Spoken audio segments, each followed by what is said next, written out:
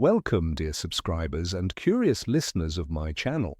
Every Hogwarts student faces the sorting hat on their first day, that ancient enchantment which decides where they'll spend the next 7 years of their lives. Gryffindor for the brave, Ravenclaw for the wise, Hufflepuff for the hard-working. And Slytherin for the cunning, the driven, the ambitious.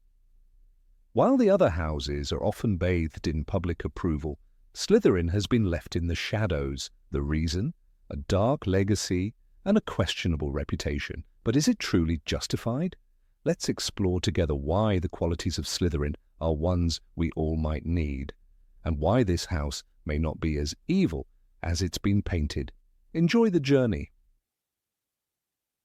Number 1. Ambition. Slytherin teaches its students to set their sights high and to reach their goals at any cost. While Voldemort, the house's most infamous graduate, took this to terrifying extremes, ambition itself is not evil. Ambition drives progress. It births invention. It opens doors and shatters ceilings. It leads people to greatness. Slytherins often dominated the House Cup, year after year. If it hadn't been for Dumbledore's last-minute intervention in Philosopher's Stone, Slytherin would have claimed victory once again. And in Quidditch, they were frequent favourites, playing with calculation, tenacity, and a relentless will to win. Number 2. Intelligence. Though intellectual acclaim is traditionally reserved for Ravenclaw, Slytherin is no less brilliant. Theirs is simply a different kind of intellect, not just academic, but strategic. Think of Severus Snape, whose handwritten notes in his potions textbook surpassed the published instructions, or Professor Slughorn, a master of his craft and a legendary networker. Even Tom Riddle, before becoming Voldemort, was among the most dazzling students Hogwarts had ever seen. Intelligence isn't just about passing exams, it's about perception, calculation, and decisive action, and in that Slytherins have always shone. Number 3. Cunning. In Slytherin, you'll make your real friends. Those cunning folks use any means to achieve their ends, sang the Sorting Hat. Cunning is often misinterpreted, mistaken for manipulation or deceit, but in truth, cunning is flexibility of thought. It's the ability to find solutions others can't, to sidestep dead ends, to act when others freeze. In a magical world riddled with danger, such a trait can be life-saving. And in school, it can mean the difference between failure and creative success.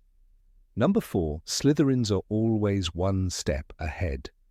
Throughout the series, one character proves that Slytherins aren't just clever, they're calculating, adaptable, and always thinking ahead.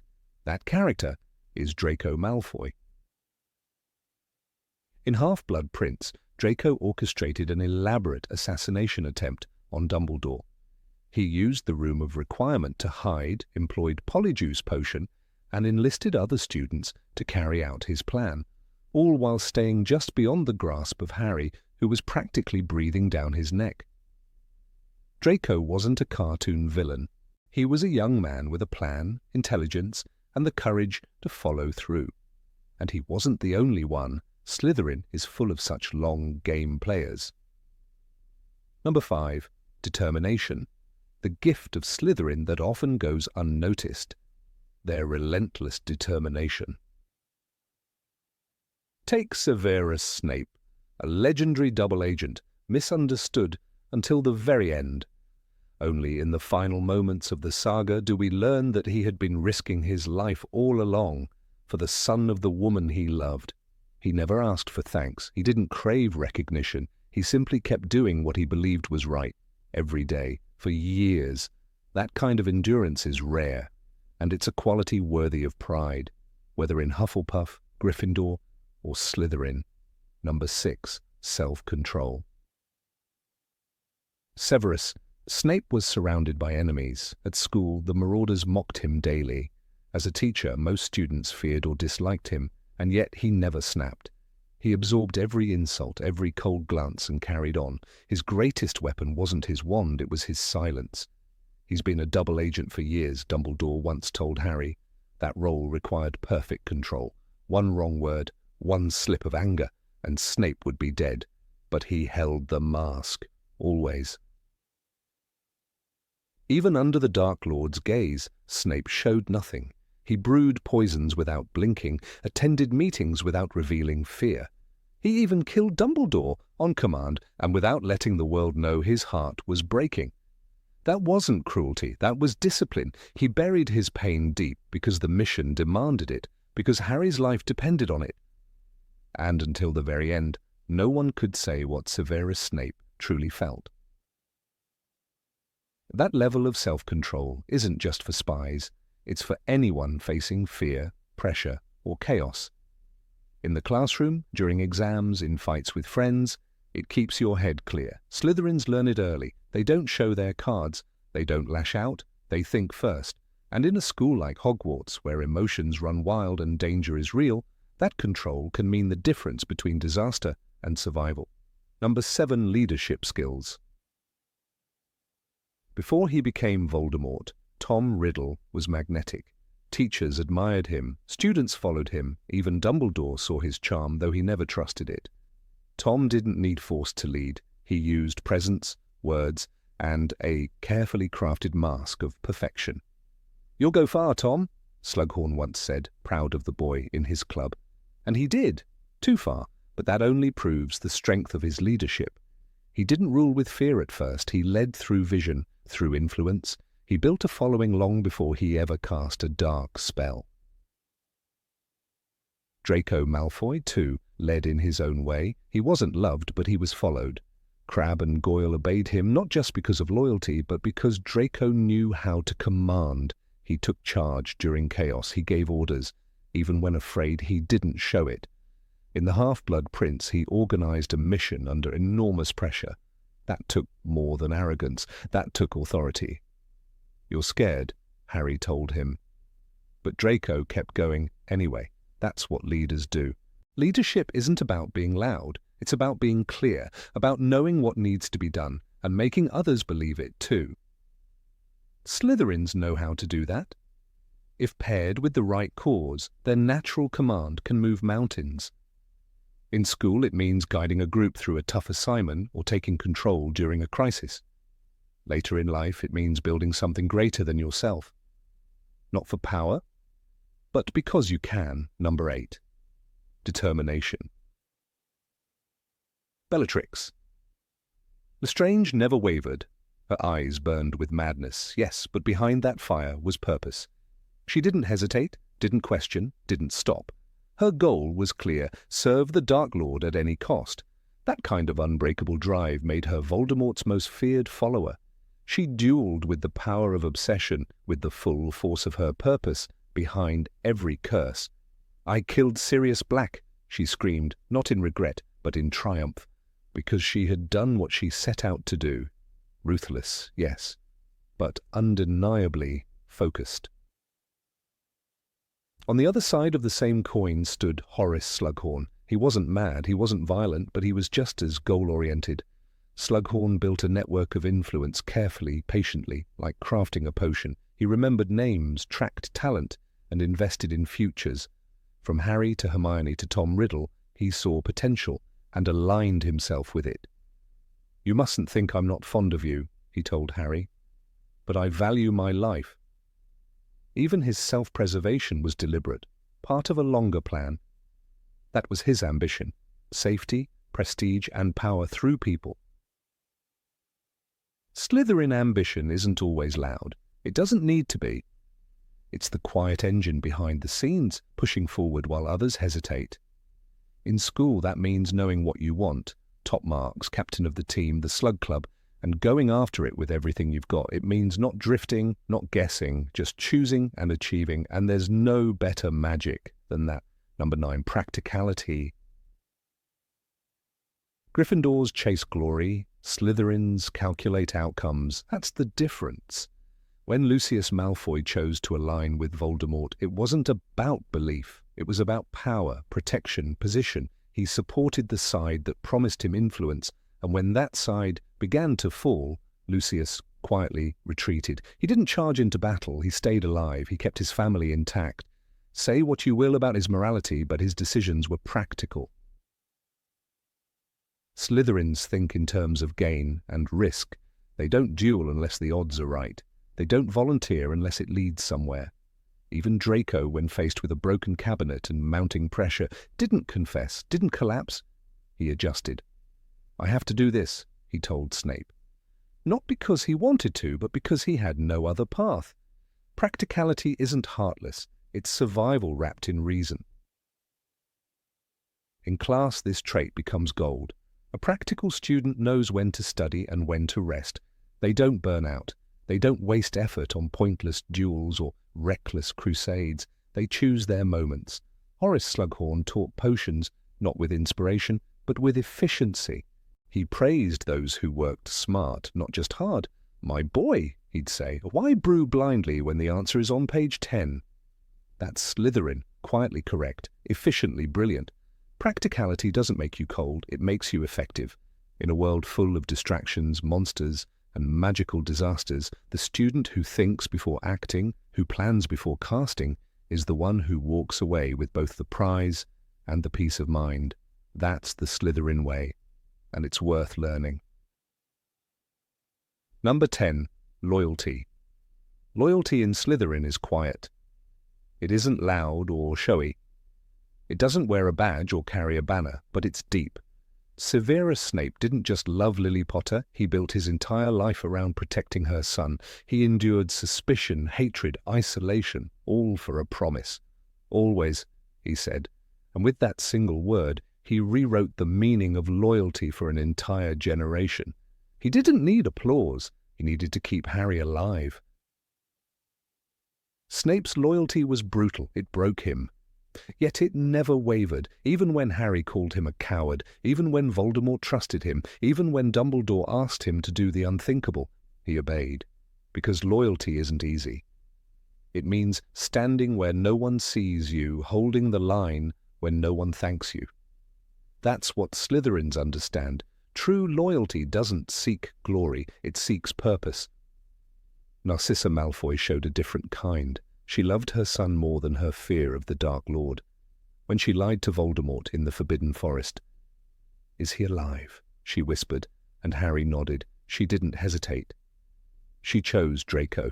That moment changed everything, because one mother's loyalty shattered Voldemort's illusion of control. She didn't raise a wand, she didn't make a speech, but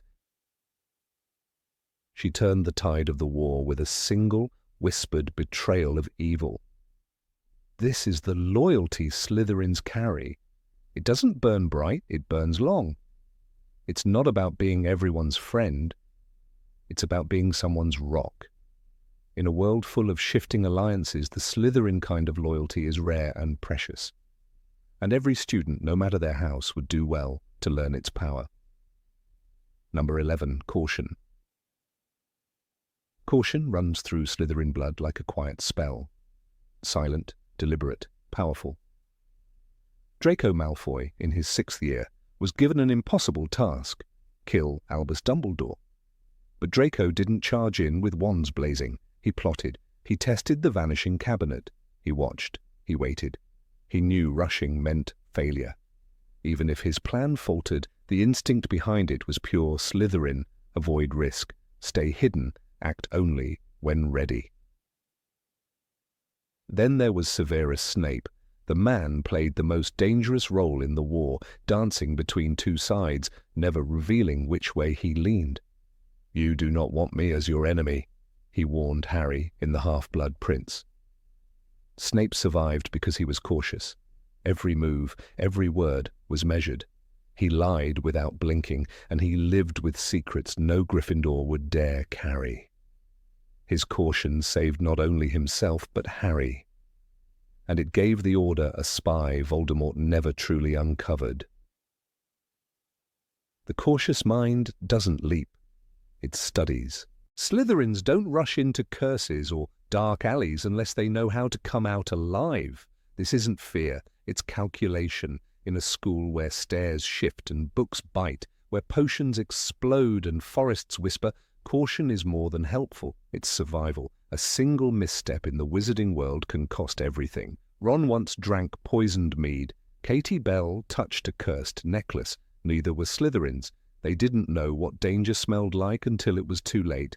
Slytherins do. That's why caution, so often mocked as hesitancy, is in truth a hidden strength, and a student who learns it early walks farther than one who charges blindly ahead. Number 12. Survival instinct. When the Battle of Hogwarts began, chaos erupted. Spells lit the sky like lightning. Screams echoed through the halls. And while some students stayed to fight, many Slytherins left. To some, that looked like cowardice, but those who understand survival saw something else, instinct, the kind that doesn't act on pride, but on reason. There is no shame in running, Professor Slughorn once said in a different context. Slytherins know when to retreat, not because they're weak, but because they're thinking 3 steps ahead. Draco Malfoy is a perfect example. He never wanted to be a killer. He was pressured, manipulated, used. Yet, even when trapped between loyalty to his family and fear of Voldemort, Draco chose life. He tried to complete the task he was given, yes. But when the moment came, when he had Dumbledore cornered, he hesitated. "I don't want to do it," he whispered. That wasn't weakness. It was a boy realizing what death looks like and refusing to be its tool. Even his parents, Lucius and Narcissa, demonstrated this instinct. As Voldemort's grip tightened, their loyalty wavered, not out of treachery but protection. When Narcissa lied to the Dark Lord, "He is alive," she said, after checking Harry. She wasn't choosing Harry, she was choosing her son. That lie saved Harry's life. And it came not from courage in the Gryffindor sense, but from maternal calculation, a precise, cold decision, survival. The truth is, Slytherins don't rush into fire without a plan. They survive, and those who survive go on to rebuild, to rethink, to resist in quieter ways. In a world as dangerous as the Wizarding one, where death lurks in enchanted corridors and in whispers behind portraits, that instinct is not cowardice, it's wisdom. Number 13, intuition. Of all the traits associated with the cunning and ambitious house of Slytherin, few are as quietly powerful and quietly misunderstood as intuition. Though seldom celebrated, intuition plays a pivotal role in the lives of several key characters from Slytherin, and it is a trait that, if cultivated, could serve students of every house, from the daring Gryffindors to the loyal Hufflepuffs. It is not brute intelligence, nor is it cold calculation. It is not bravery or work ethic or cleverness. It is something softer, more fluid, and far more dangerous, the ability to sense the shape of a situation before it fully forms. There is a moment, subtle and fleeting, when a decision must be made before all the facts are laid bare. Slytherins thrive in these moments, not because they are reckless, but because they are tuned to invisible frequencies. One might call it a sixth sense. Others might call it survival instinct. But for a Slytherin, it is simply instinct refined to an art form. They know when to speak, and more importantly, when silence is louder than any voice. They know when a room shifts in mood, when a hidden hand is at play, and when the winds of loyalty begin to change direction. Draco Malfoy is perhaps one of the clearest examples of this quiet, guiding intuition. At first glance, Draco is a privileged pureblood with arrogance to spare and little substance beneath the surface.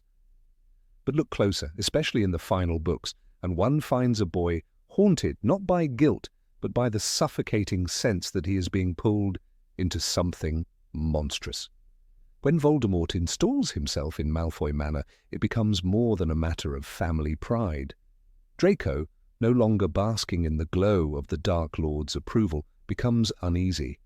He sees how quickly Voldemort devours his own, how no bond, blood, or loyalty guarantees protection.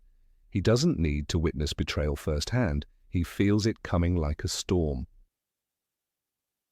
This was not cowardice, as some have called it. It was clairvoyance, born not of magic, but of pattern recognition, so deeply embedded in his character that even he could not explain it. When tasked with killing Dumbledore, Draco's hand shakes not from fear of the act alone, but from the realization that he is now a pawn in a game that only ends in death. "I haven't got any option," he says, but what he means is, "I see what you don't. I see that we're all dispensable now." That knowledge, raw and intuitive, saves his life. Snape, of course, embodies this gift more than any Slytherin before or after. Long before he switched sides, Snape recognized that Voldemort's path was one of inevitable ruin. He aligned with the Dark Lord not out of belief, but out of calculation, and recalculated the moment he understood the depth of the threat. When he learned that Lily Potter, his childhood love, had been marked for death, he didn't merely beg for her life. He knew intuitively that this act, this line Voldemort would cross, was the line that revealed everything. Snape saw what others did not, that if a Dark Lord could not spare even the innocent, even those not aligned against him, then no one was safe. It is easy to reduce Snape to a man in love, acting from emotion. But love alone does not explain years of double agency, of living a lie so intricately woven that even Voldemort failed to see through it. That took a different kind of intelligence, a different kind of bravery, one rooted in instinct. Snape did not have access to every detail of the Order's movements. He was not privy to every thought of Dumbledore's. But he anticipated, responded, predicted. He lived in the margins of deception, and only someone with flawless intuition could survive there. In the Battle of Hogwarts, it is this same instinct that allows Slytherins like Narcissa Malfoy to manipulate the moment in a way no Gryffindor ever could. When she kneels beside Harry, ordered to confirm his death, she asks a question no one else would dare. "Is Draco alive?" That single whisper is not a mother's desperation. It is a calculated test, a silent reading of signs in a battlefield covered in corpses. She lies to the Dark Lord not in defiance, but with surgical precision. In that moment, she reads not just Harry's heartbeat, but the entire strategy unfolding in front of her. One whisper changes the war. This is the power of Slytherin intuition, not showy, not boastful, not even admirable in the traditional sense. It is a whisper in a storm, a look across a crowded room, a nod at the precise moment when the world teeters on a blade.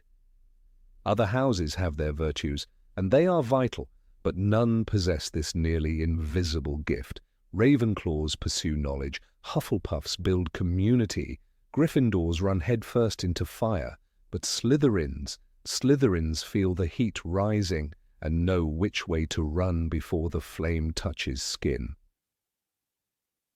Intuition is not immune to corruption. Just as intelligence can be used for cruelty, intuition can serve manipulation. Tom Riddle had it in abundance. As a child, he read people with terrifying accuracy. He knew which adults could be broken, which rules could be bent without consequence, and which lies would pass undetected. He used his intuition not to protect but to prey. He watched others for weakness and sensed the social structures around him like a predator senses wind. He was Slytherin's worst-case scenario, intuitive and devoid of conscience. But it is this very potential for darkness that makes the trait so powerful in the right hands. Slughorn, another Slytherin, used it in his own way. He surrounded himself not with the richest or the boldest, but with those whose future influence he could almost predict. He chose students like Harry and Hermione for his Slug Club, not because they had already risen, but because he could sense their rise. "You are the chosen one," he said to Harry with a knowing smile, not as flattery, but as fact. He felt it. He saw the way history would bend toward this boy. Number 14, strategic thinking. Strategic thinking, a hallmark of the Slytherin house, is a trait far too underrated in the colourful spectrum of Hogwarts student virtues. While Gryffindors often charge forward with bravery, Ravenclaws analyse with intellect, and Hufflepuffs act with loyalty and heart, Slytherins pause, assess, and consider their next 5 moves. This ability to think like a chess master, weighing all outcomes before placing a piece, is not only wise, it's essential, and nowhere is this more clearly illustrated than in the subtle yet brilliant decisions made by Horace Slughorn, the head of Slytherin during Harry Potter's 6th year at Hogwarts. Slughorn's return to the school was not marked by grandeur, but by discretion. He didn't seek power, he cultivated it. In creating the Slug Club, he demonstrated the purest form of Slytherin strategy. Align oneself, not with the strongest today, but with those who will be influential tomorrow. He didn't merely teach potions, he built a quiet empire of connections. His dinner invitations were not random, they were careful selections based on lineage, talent, potential, and social leverage. "I like to collect particularly good students," he said once, and what seemed like an innocent remark masked a genius plan decades in the making. Take, for instance, his relationship with Tom Riddle. As a young teacher, Slughorn saw brilliance and charm in the orphan boy from the orphanage. He opened doors for him, too many, as it turned out. But the mistake was not in his strategy, it was in underestimating the dark potential behind Riddle's ambition. Strategy, after all, is only as effective as the judgment that guides it. But this interaction alone shows the importance Slytherin's place on foresight, a quality that, if balanced with wisdom, becomes invaluable. In modern Hogwarts, strategic thinking is rarely celebrated. The school lionizes boldness, cleverness, or compassion, but consider a Quidditch match where adrenaline reigns. How often does impulsive courage lead to error? The Slytherins played not with brute force, but with a game plan. Marcus Flint may have seemed brutish as a captain, but behind that was a team drilled with precision, trained to understand their opponent's weaknesses and adapt mid-air. Even their controversial tactics were calculated risks, a classic Slytherin approach to bending the rules without technically breaking them. The Triwizard Tournament offered another vivid display of Slytherin-style thinking, though not from a Slytherin. Barty Crouch Jr., impersonating Moody, may have been a Death Eater, but the way he orchestrated the placement of Harry into the competition was a masterclass in manipulation. He predicted resistance, anticipated the scrutiny of Dumbledore, and disguised every move. It was horrifying, yes, but strategically brilliant. It demonstrated how dangerous strategic thinking can be when used unethically, but also how powerful it is when wielded with precision. Students across houses could benefit from learning this discipline. Hermione Granger, despite being a Gryffindor, often showcased Slytherin-caliber foresight. When she used the time turner in her third year, she planned meticulously to attend multiple classes and later to save Sirius Black and Buckbeak. She didn't act on instinct, she executed a plan, and it worked because every step was calculated. In that moment, Hermione wasn't just brave, she was strategic. The success wasn't in the courage to try, but in the planning that made it possible. Harry himself, often ruled by emotion, occasionally revealed a spark of strategic thinking. In the room of requirement during Dumbledore's army sessions, he arranged lessons, assigned partners, and set realistic goals. But these moments were rare. Most of his triumphs came from gut instinct and luck. Had he developed more of Slytherin's long-range vision, his battles against Voldemort might have cost him less. There is a myth that strategy is cold, unfeeling, and calculating in the worst sense. But Slytherins teach us that it can be used to protect, elevate, and defend. Severus Snape, perhaps the most enigmatic character of the series, played a double game with the highest stakes imaginable. His entire existence was a study in long-term planning. He maneuvered within Voldemort's circle, convinced the Dark Lord of his loyalty, and fed Dumbledore crucial intelligence. "I have spied for you," he once said, "and lied for you, put myself in mortal danger for you." Every action he took was a step in a larger strategy, one that didn't seek applause but served a buried, broken loyalty to Lily Potter. Snape's occlumency lessons with Harry were a lesson in mental discipline, the very foundation of strategic thinking. Control your thoughts, your emotions, your responses. In a world where legilimency exists, thinking strategically means mastering even the inside of your own mind. While Harry failed to grasp this, it highlights how valuable and rare such inner control is, and how much more effective a strategist becomes with it. In the Battle of Hogwarts, Some of the most successful defense strategies came from those who thought ahead. The use of enchanted suits of armor, protective charms, and staged retreats weren't spontaneous acts. They were tactical decisions made in anticipation of chaos. It's no surprise that Professor McGonagall, a brilliant tactician herself, was able to think like a Slytherin in those moments, placing people where they could do the most good, predicting enemy paths. Strategic thinking knows no house. It only needs a mind willing to map the future. Even in academic settings, Slytherin students shone by using strategy. Take Blaise Zabini, not particularly friendly but always observant. He didn't waste time on gossip or popularity. He knew who to watch, when to speak, and more importantly, when not to. In a school where social drama could derail success, Blaise's quiet navigation was a success in itself. He wasn't a leader, but he was never lost. He embodied the Slytherin art of moving without making noise. Another example is Draco Malfoy. While often portrayed as impulsive and petty, Draco's 6th year reveals a different side. Under Voldemort's threat, he was tasked with an impossible mission to kill Dumbledore. Yet Draco didn't rush in recklessly. He tried multiple avenues: cursed objects, poisoned mead, vanishing cabinets. His actions were born of desperation, yes, but also of strategy. He explored options, failed, recalibrated. In the end, he couldn't go through with the murder, proving that strategy doesn't erase humanity, but the planning behind his every step was undeniable. Number 15, ability to keep secrets. Of all the traits that define the 4 Hogwarts houses, the cunning ambition of Slytherin, the fierce loyalty of Hufflepuff, the clever wit of Ravenclaw, and the brave heart of Gryffindor, there is one particular Slytherin quality that too often gets misunderstood, and yet, when examined closely, reveals a strength that every student from any house would do well to cultivate: the ability to keep a secret, to know when to speak and when to remain silent. For Slytherins, silence is not just discretion, though it is power. It is not the silence of cowardice or evasion, it is the silence of strategy.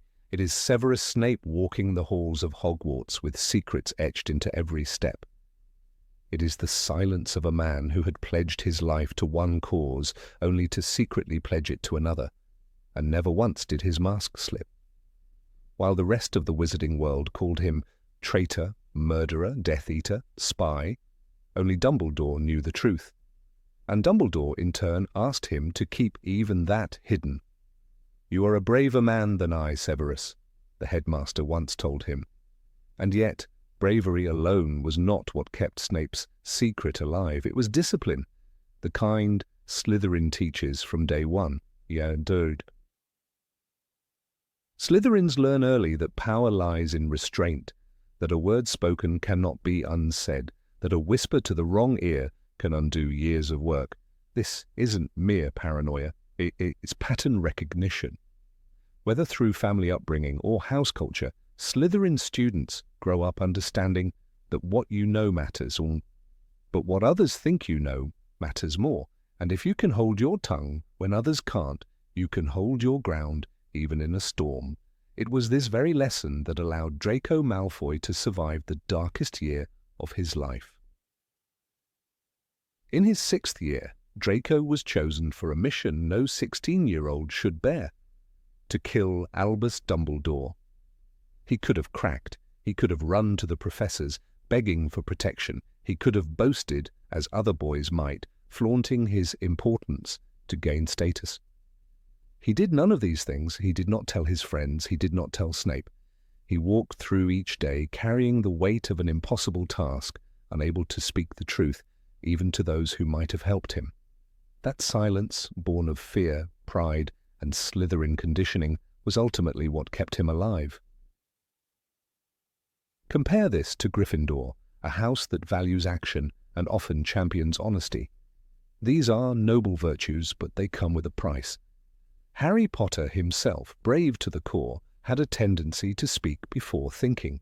In Order of the Phoenix, his isolation from Dumbledore, prompted by Dumbledore's own strategic silence, sent him spiraling. Harry needed information, he needed guidance. But instead of understanding Dumbledore's silence as protective, he saw it as betrayal. A Slytherin might have seen the pattern, might have waited, watched, and learned more before acting. The art of silence is not about lying. It is about knowing the value of truth. Slytherins do not spill secrets lightly, even their own. They guard them as one might guard treasure. This is not selfishness. This is wisdom. In a world where information can be twisted, weaponized, or misunderstood, the Slytherin knows that sometimes the greatest kindness or the greatest strength is to say nothing at all. Consider Bellatrix Lestrange. Mad as she was, fanatical and cruel, there was a reason Voldemort trusted her above others. She endured Azkaban. She never betrayed his whereabouts. She never flinched under torture. When the Dark Lord fell, she remained silent. It is a horrifying kind of loyalty, twisted by evil, yes, but undeniably forged by an iron grip on her own thoughts. Had one member of the Lestrange circle broken under pressure, the entire structure of Voldemort's first rise might have collapsed. But they didn't. Because Slytherins do not break easily, they endure. Even within the Marauders' circle, secrecy had its cost. Peter Pettigrew was a Gryffindor, but he lacked the emotional steel of Slytherin. When captured, he caved. His betrayal of James and Lily Potter was not born of strategy, but fear. Fear that might have been tempered by the Slytherin ability to calculate risks and hold the line. Pettigrew didn't just betray his friends, he betrayed the idea of loyalty itself because he never truly understood what it meant to keep a secret when it hurt. The best secrets are kept not out of malice, but out of necessity. Snape's secrecy saved Harry's life more than once. When he redirected Umbridge from the Forbidden Forest, when he delivered the Sword of Gryffindor to the trio in exile, when he lied to Voldemort in the final hours of the war. These were all acts born of silence. "Look at me," were his final words. Not a confession, not a revelation, just a request, quiet, private, powerful.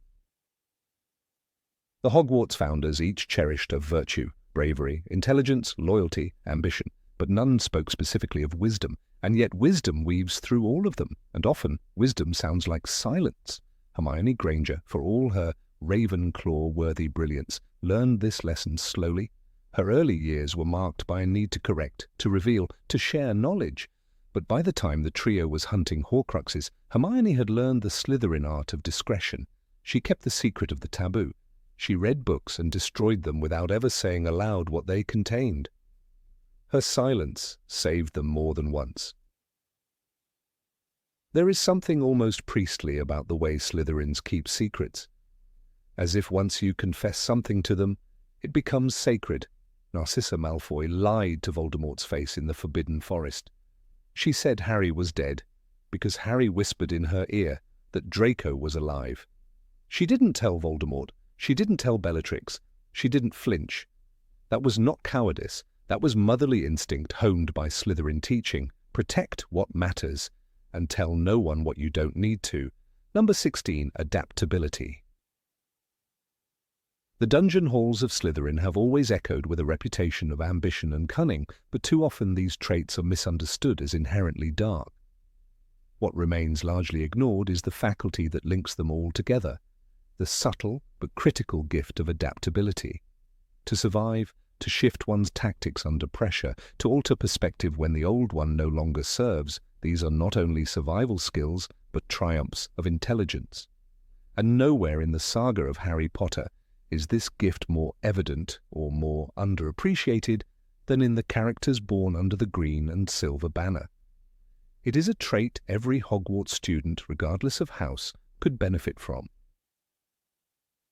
Consider Draco Malfoy. At 11 he arrives in Hogwarts, arrogant, full of inherited prejudice and the practiced cruelty of someone who has never had to answer for his actions. He is a child who believes power is eternal, that lineage is destiny. He seeks to be admired not for who he is, but for what his name represents. His friendship offers to Harry, in their first moments at school, were not for camaraderie, but for control. You'll soon find out some wizarding families are better than others, Potter. You don't want to go making friends with the wrong sort. I can help you there. But over time, and under unbearable weight, Draco transforms. The pressure of Voldemort's expectations, the reality of war, the destruction of the world he thought was indestructible, it all breaks something in him. And from those broken pieces, something better emerges. In the room of requirement, during the Battle of Hogwarts, Draco is no longer the bully who haunted corridors with Crabbe and Goyle. He is hesitant, unsure, no longer certain of his side or his role in the narrative. His silence becomes his defense. While others declare loyalties, Draco simply tries to survive. And isn't that too a form of growth? The courage not to charge, but to endure. After the war, we meet a different Draco altogether. In Harry Potter and the Cursed Child, he is no longer a reflection of his father, but a cautious, introspective man. He says of his past, "We were all so young we thought we were invincible." He names his son Scorpius, a soft, almost gentle name, and raises him not as an heir to power, but as a boy free to choose his own way. It is not apology that defines Draco's arc, but the refusal to remain as he was. This evolution is not unique to him. Severus Snape, one of the most enigmatic characters in the series, embodies this adaptive spirit in every chapter of his life. Born into neglect, shaped by poverty, Snape finds his place in Slytherin not through cruelty, but through intelligence and survival. The man who once used dark magic to lash out becomes the spy who risks everything. When Dumbledore pleads with him to protect Harry for Lily's sake, Snape does not hesitate. His motivations are flawed, complicated, human. But he chooses change. He becomes something else. Always, he says, not of loyalty to ideology, but to a person, to a memory, to a love that outlived both death and disillusionment. Adaptability in Slytherins is not about betrayal, it is about evolution. It is easy to label change as weakness or as self-preservation. But to redefine one's beliefs under fire, to rethink what you value when the world burns, is one of the hardest things any person can do. We often praise Gryffindors for their bravery, but bravery without reflection can become recklessness. Hufflepuff's loyalty is admirable, but loyalty to what must also be questioned. Even Ravenclaw's intelligence falters when it becomes arrogance. Slytherin's gift is the permission to adapt, to shed skin when the old one no longer protects. Regulus Black is another testament to this transformation. The younger brother of Sirius, raised with the same indoctrination, he joins the Death Eaters as expected. But then something shifts. He sees what Voldemort truly is. He learns of the Horcruxes, and, silently, he plans. There is no grand announcement, no desire for glory, just a boy who in the shadows finds the strength to change his allegiance. He retrieves the locket, knowing he will die. Creature tells us the story, filled with grief. Master Regulus was different. His adaptability is not a loud rebellion, it is a quiet redemption. Even Slughorn, the jovial potions master, shows the survivalist side of Slytherin. He hides from the war, true, but he does not sell his soul. He returns to Hogwarts when called, fights in the battle, and teaches with kindness. His talent for recognizing greatness, for aligning himself with power, is not just vanity, it is instinct. When he shares the memory of Tom Riddle and the Horcruxes, he does so after inner conflict. But he does it, he adapts, he evolves from protector of image to protector of truth. This house trait, the capacity to reassess, to shift, can be a dangerous thing in the wrong hands. Tom Riddle himself mastered it. He cloaked his ambitions in charm, changed his tactics depending on the audience. He made people feel chosen while plotting their downfall. But even in this darkness, there is a lesson. Adaptability is a tool. Like any tool, it can carve paths to salvation or ruin. The morality lies not in the gift, but in the hand that wields it. In the corridors of Hogwarts, where students are sorted at 11 and judged until 17, change is not always easy. Identity becomes armor, but Slytherins teach us that identity can also be fluid, that who you are at 11 does not define who you must be at 20. It is a dangerous myth that we are born one way and remain. Slytherins know better. They break their own myths. They bend without breaking. Blaise Zabini, quiet and aloof, never declared loyalties loudly. He navigated the war years with careful neutrality. Many called it cowardice, but who is to say survival is shameful? Not everyone is meant to be a martyr. Some are meant to endure and to rebuild in the aftermath. The wizarding world needed heroes, but it also needed architects of peace, those who could adapt to the new order and guide it. Even Andromeda Tonks, born a black, chose love over lineage. She fell for a Muggle-born, was disowned, and rebuilt a life of quiet resilience. In war, she lost her husband, daughter, and son-in-law, and yet she remained strong for Teddy. Adaptability, again, not just to politics but to grief, to loneliness. She becomes the calm after the storm, the one who survives the worst and still keeps the fire lit. This is not to erase the harm done by those in green robes, but it is to say that the same trait which made Tom Riddle dangerous also allowed Narcissa Malfoy to lie to Voldemort's face to protect her son. When she checks Harry's pulse in the forest and whispers to him, "Is Draco alive?" that is not the act of a villain. It is the act of a mother who has adapted her priorities. Survival is no longer tied to Voldemort's victory, but to her child's heartbeat. In that moment, she chooses her family over her fear. She does what no one expects. Students in Gryffindor may charge forward. Students in Ravenclaw may puzzle the world into sense. Students in Hufflepuff may hold ground when all others fall. But Slytherins, they shift, they recalculate, they watch for the wind and trim their sails. It is not a lesser strength, it is a necessary one. Had Harry been sorted into Slytherin, as the Hat considered, he may have learned this sooner, how to move sideways, how to wait, how to choose battles. Instead, he learns these lessons later, when he uses occlumency, when he wears the cloak of invisibility, when he fakes death. These are Slytherin tactics, and they save him. In the final moments of the saga, as the castle crumbles and dust settles on ash and loss, it is not house colours that matter. It is not who charged or who stayed. It is who learned, and those who survived, really survived, were those who changed. Perhaps every first year should be told, there is no shame in reconsidering, that your first answer might not be your best, that your loyalty does not require blindness, that being brave enough to grow is braver still than being loud. And perhaps that's what Slytherin offers, not just ambition or cunning, but permission to evolve. Because at its core, adaptability is about hope. The hope that no matter where you begin, there is somewhere better to arrive.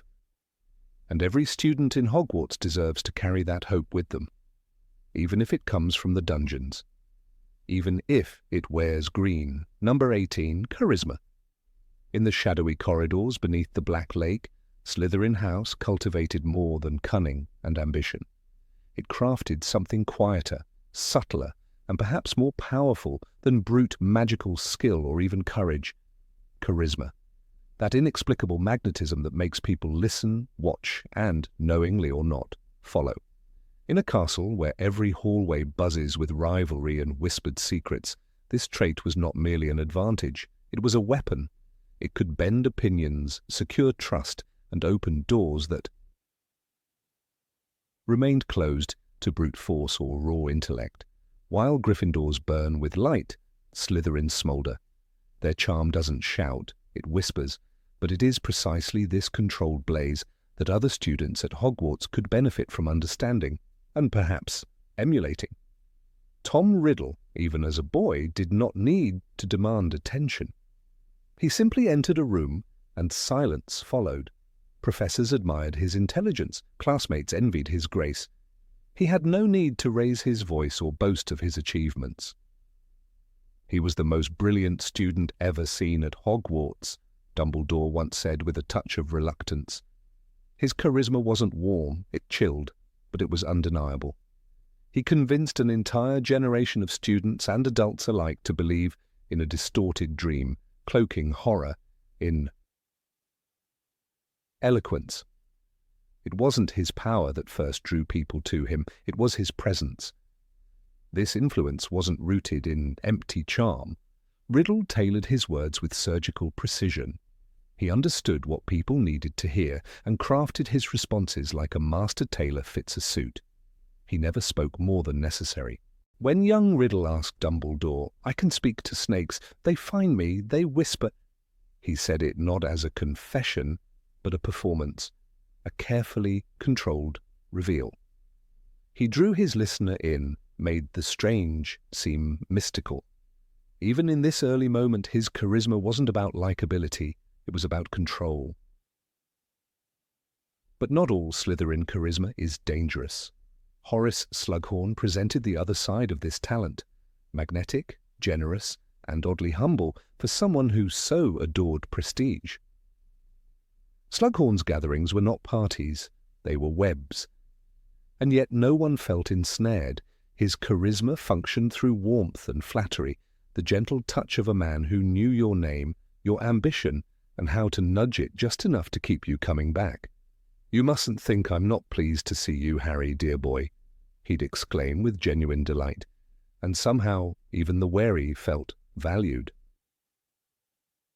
What made Slughorn different from the headmasters of other houses was that he didn't merely collect students, he elevated them. He remembered their stories, invited them into his world, and offered subtle boosts that would carry them for life. Charisma in his hands became mentorship. It didn't dazzle like a wand light, it glowed like a fireplace. Everyone in the Slug Club believed they were special, because in his presence, they were. Compare this with Gryffindor's approach. Loud, passionate, often impulsive. Harry's leadership worked because he led from the front. But how many times did his blunt honesty cost him influence? Hermione, for all her intelligence, could be so earnest that she alienated.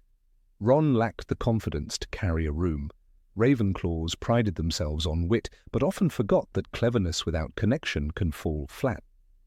Hufflepuffs were beloved, but their humility sometimes hid them in the background.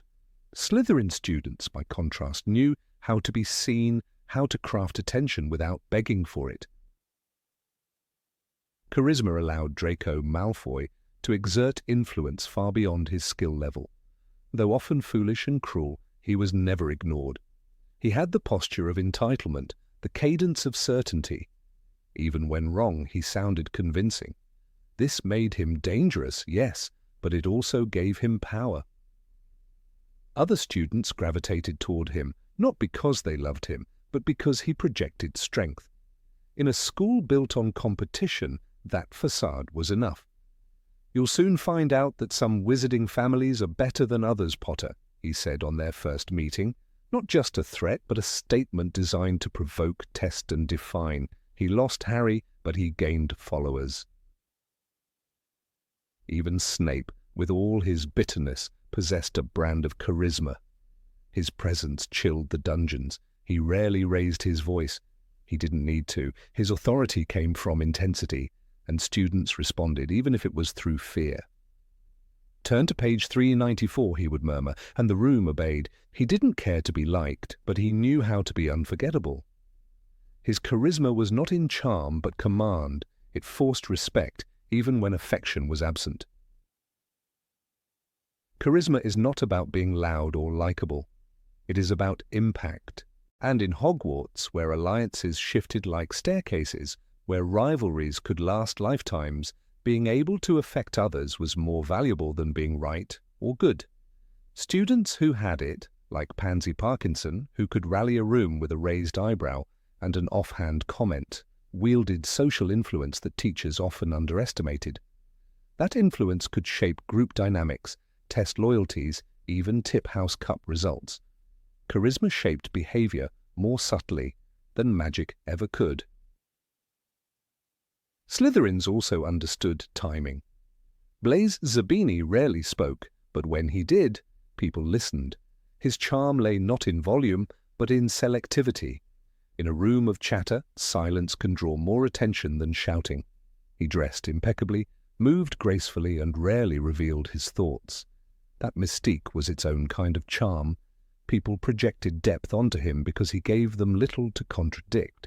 It's a method Ravenclaws might appreciate, but Slytherins perfected. Charisma also required adaptability. Slughorn could charm a minister or a first year with equal ease. He sensed moods, adjusted his tone, read the room like a prophet. This emotional intelligence, a key component of charisma, is what made him powerful despite his cowardice.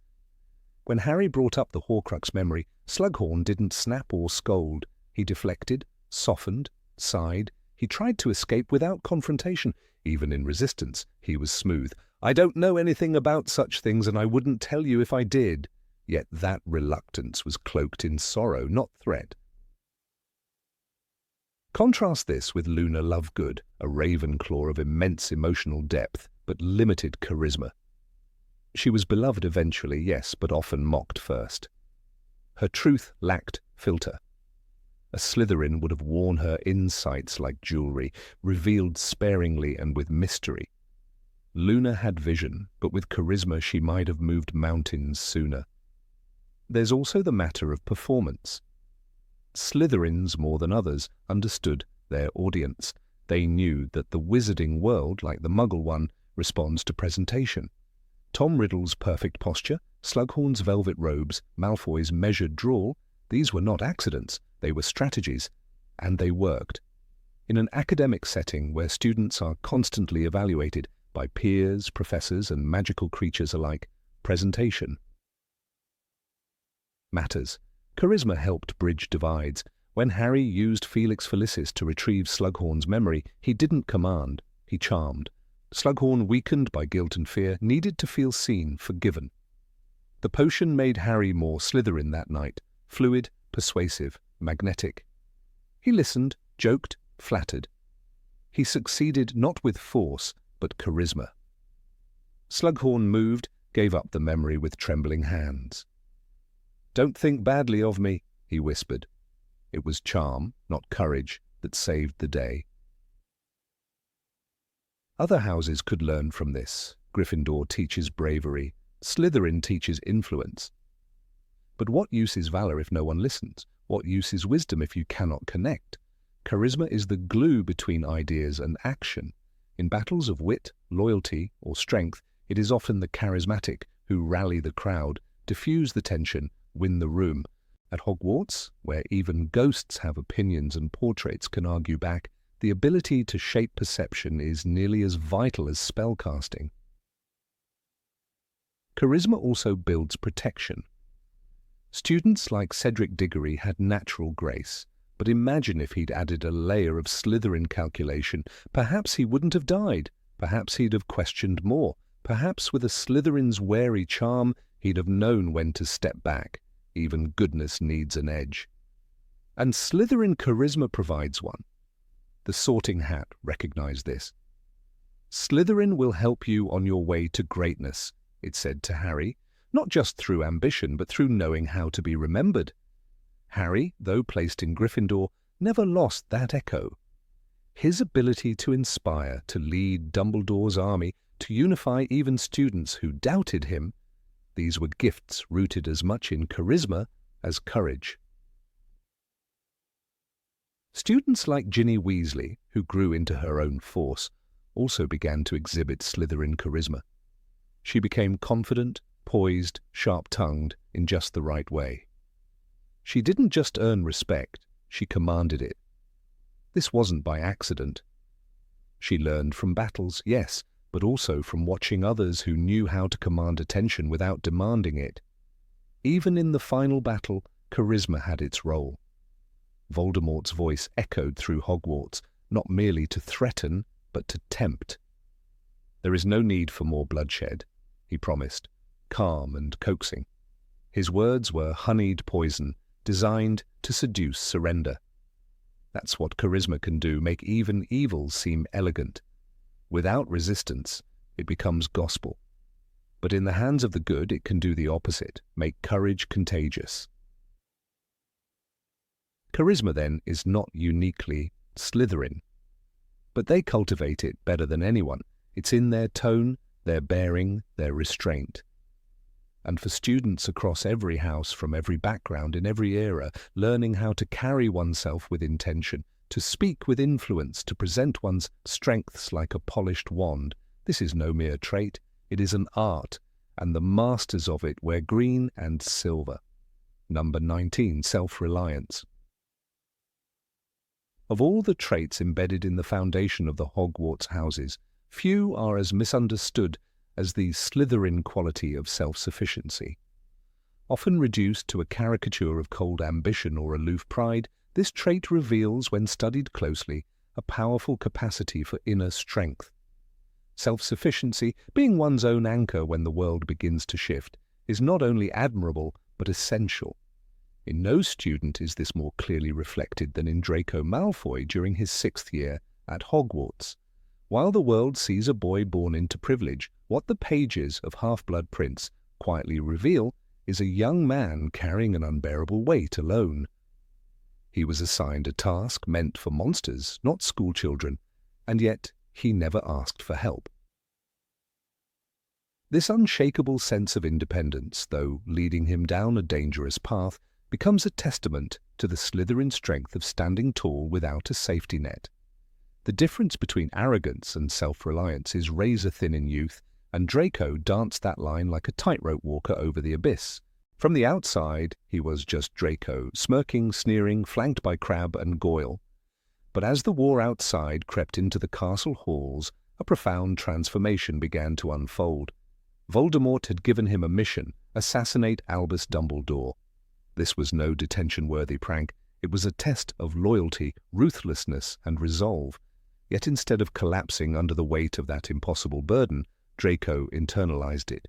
He confided in no one, trusted no one, and bore the unbearable with an eerie composure that bordered on heartbreaking. In Half-Blood Prince, Harry observes Draco's decline with suspicion rather than empathy. There was a greyish tinge to his skin, and his eyes seemed sunken. Even as Draco becomes physically and emotionally unwell, he refuses the helping hand. It would have been easy, expected even, for him to turn to Severus Snape, his godfather and a fellow Slytherin. But Draco shuts him out. When Snape offers to help, Draco spits back, "I don't need your help. Don't you understand? I have to do this. I have to." These are not the words of a child trying to appear strong. These are the cries of someone determined to carry their cross alone, convinced that relying on another would be the deepest failure of all. To outsiders, this may seem foolish pride, but there is something intensely noble in that refusal to burden others with his fate. It's a distorted nobility shaped by fear and pressure, but it speaks to a fierce kind of inner resourcefulness. Self-sufficiency, as Slytherins understand it, is about shielding others from your storms, controlling your vulnerabilities, and never appearing fragile, even when you're splintering inside. In Draco's case, that meant repairing the vanishing cabinet in silence, despite countless failed attempts, sleepless nights, and the looming threat of death. In truth, the trait that anchored Draco is the very one that could benefit every student, regardless of house. Gryffindors are brave, but bravery often shines brightest when someone is watching. Hufflepuffs are loyal, but loyalty sometimes needs a cause. Ravenclaws seek knowledge, yet knowledge untempered by independence can collapse under pressure. Slytherin's gift of self-reliance is a quiet force. It's the strength to act without applause, to endure without validation, to fall and rise again without complaint. This was not an isolated moment in Draco's life. From a young age, Slytherins are taught to show strength, not tears. Their mentors often emphasize restraint, poise, and emotional armor. Vulnerability, while not discouraged outright, is something to be managed carefully. For better or worse, this prepares them for hardship in a way many others are not. When disaster strikes, a Slytherin won't collapse. They'll retreat, recalibrate, and emerge again, even if alone. That armor, of course, comes at a cost. The loneliest moments of Draco's 6th year are not visible in his actions, but in the silence between them. He walks the corridors like a ghost, evading friends, skipping meals, refusing comfort. His mission isolates him completely, but he does not break. The same cannot be said for many others when confronted with half the weight he bore.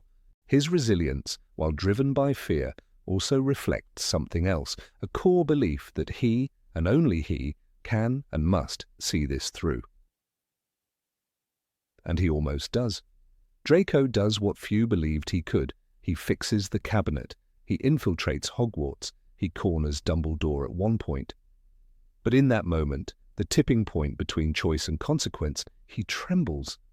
Not because he is weak, but because his soul, self-trained to endure, finally rebels against the darkness it's been asked to carry.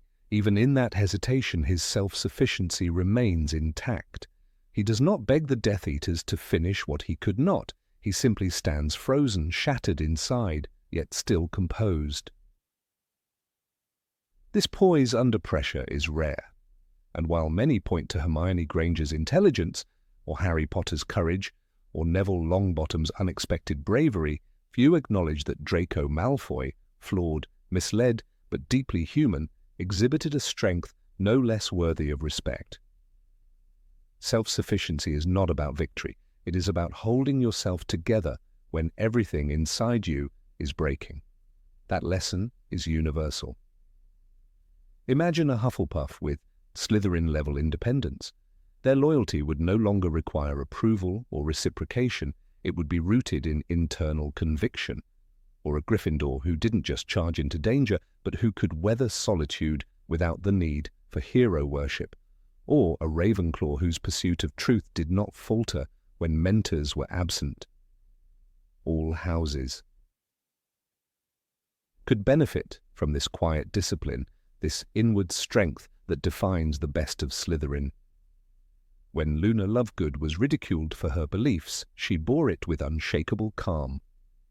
Some might argue that her self-possession mirrors the Slytherin trait of emotional restraint. When Cedric Diggory faced the Triwizard Tournament, his calm and unflinching sense of duty hinted at the same inner maturity. But Draco, despite his arrogance, cruelty, and prejudice, faced a different kind of storm. His enemies were not dragons or mazes. They were silent, invisible, and within. In the room of requirement, as he toils over the vanishing cabinet, Draco works with a quiet fury. No one sees him. No one helps. He is a teenager playing with ancient magic, gambling with his life, and still he returns again and again. The cabinet breaks, he repairs it. It falters, he adjusts it. Each setback is a private failure, and yet he perseveres, not for glory, not for gratitude, but because he believes he must. That belief, that sense of inner obligation, is Slytherin's self-sufficiency in its rawest form.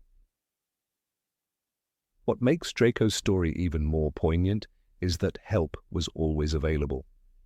Snape offered it. Even Dumbledore, in his final hour, reached out, not with hatred, but with compassion. And still, Draco stood alone.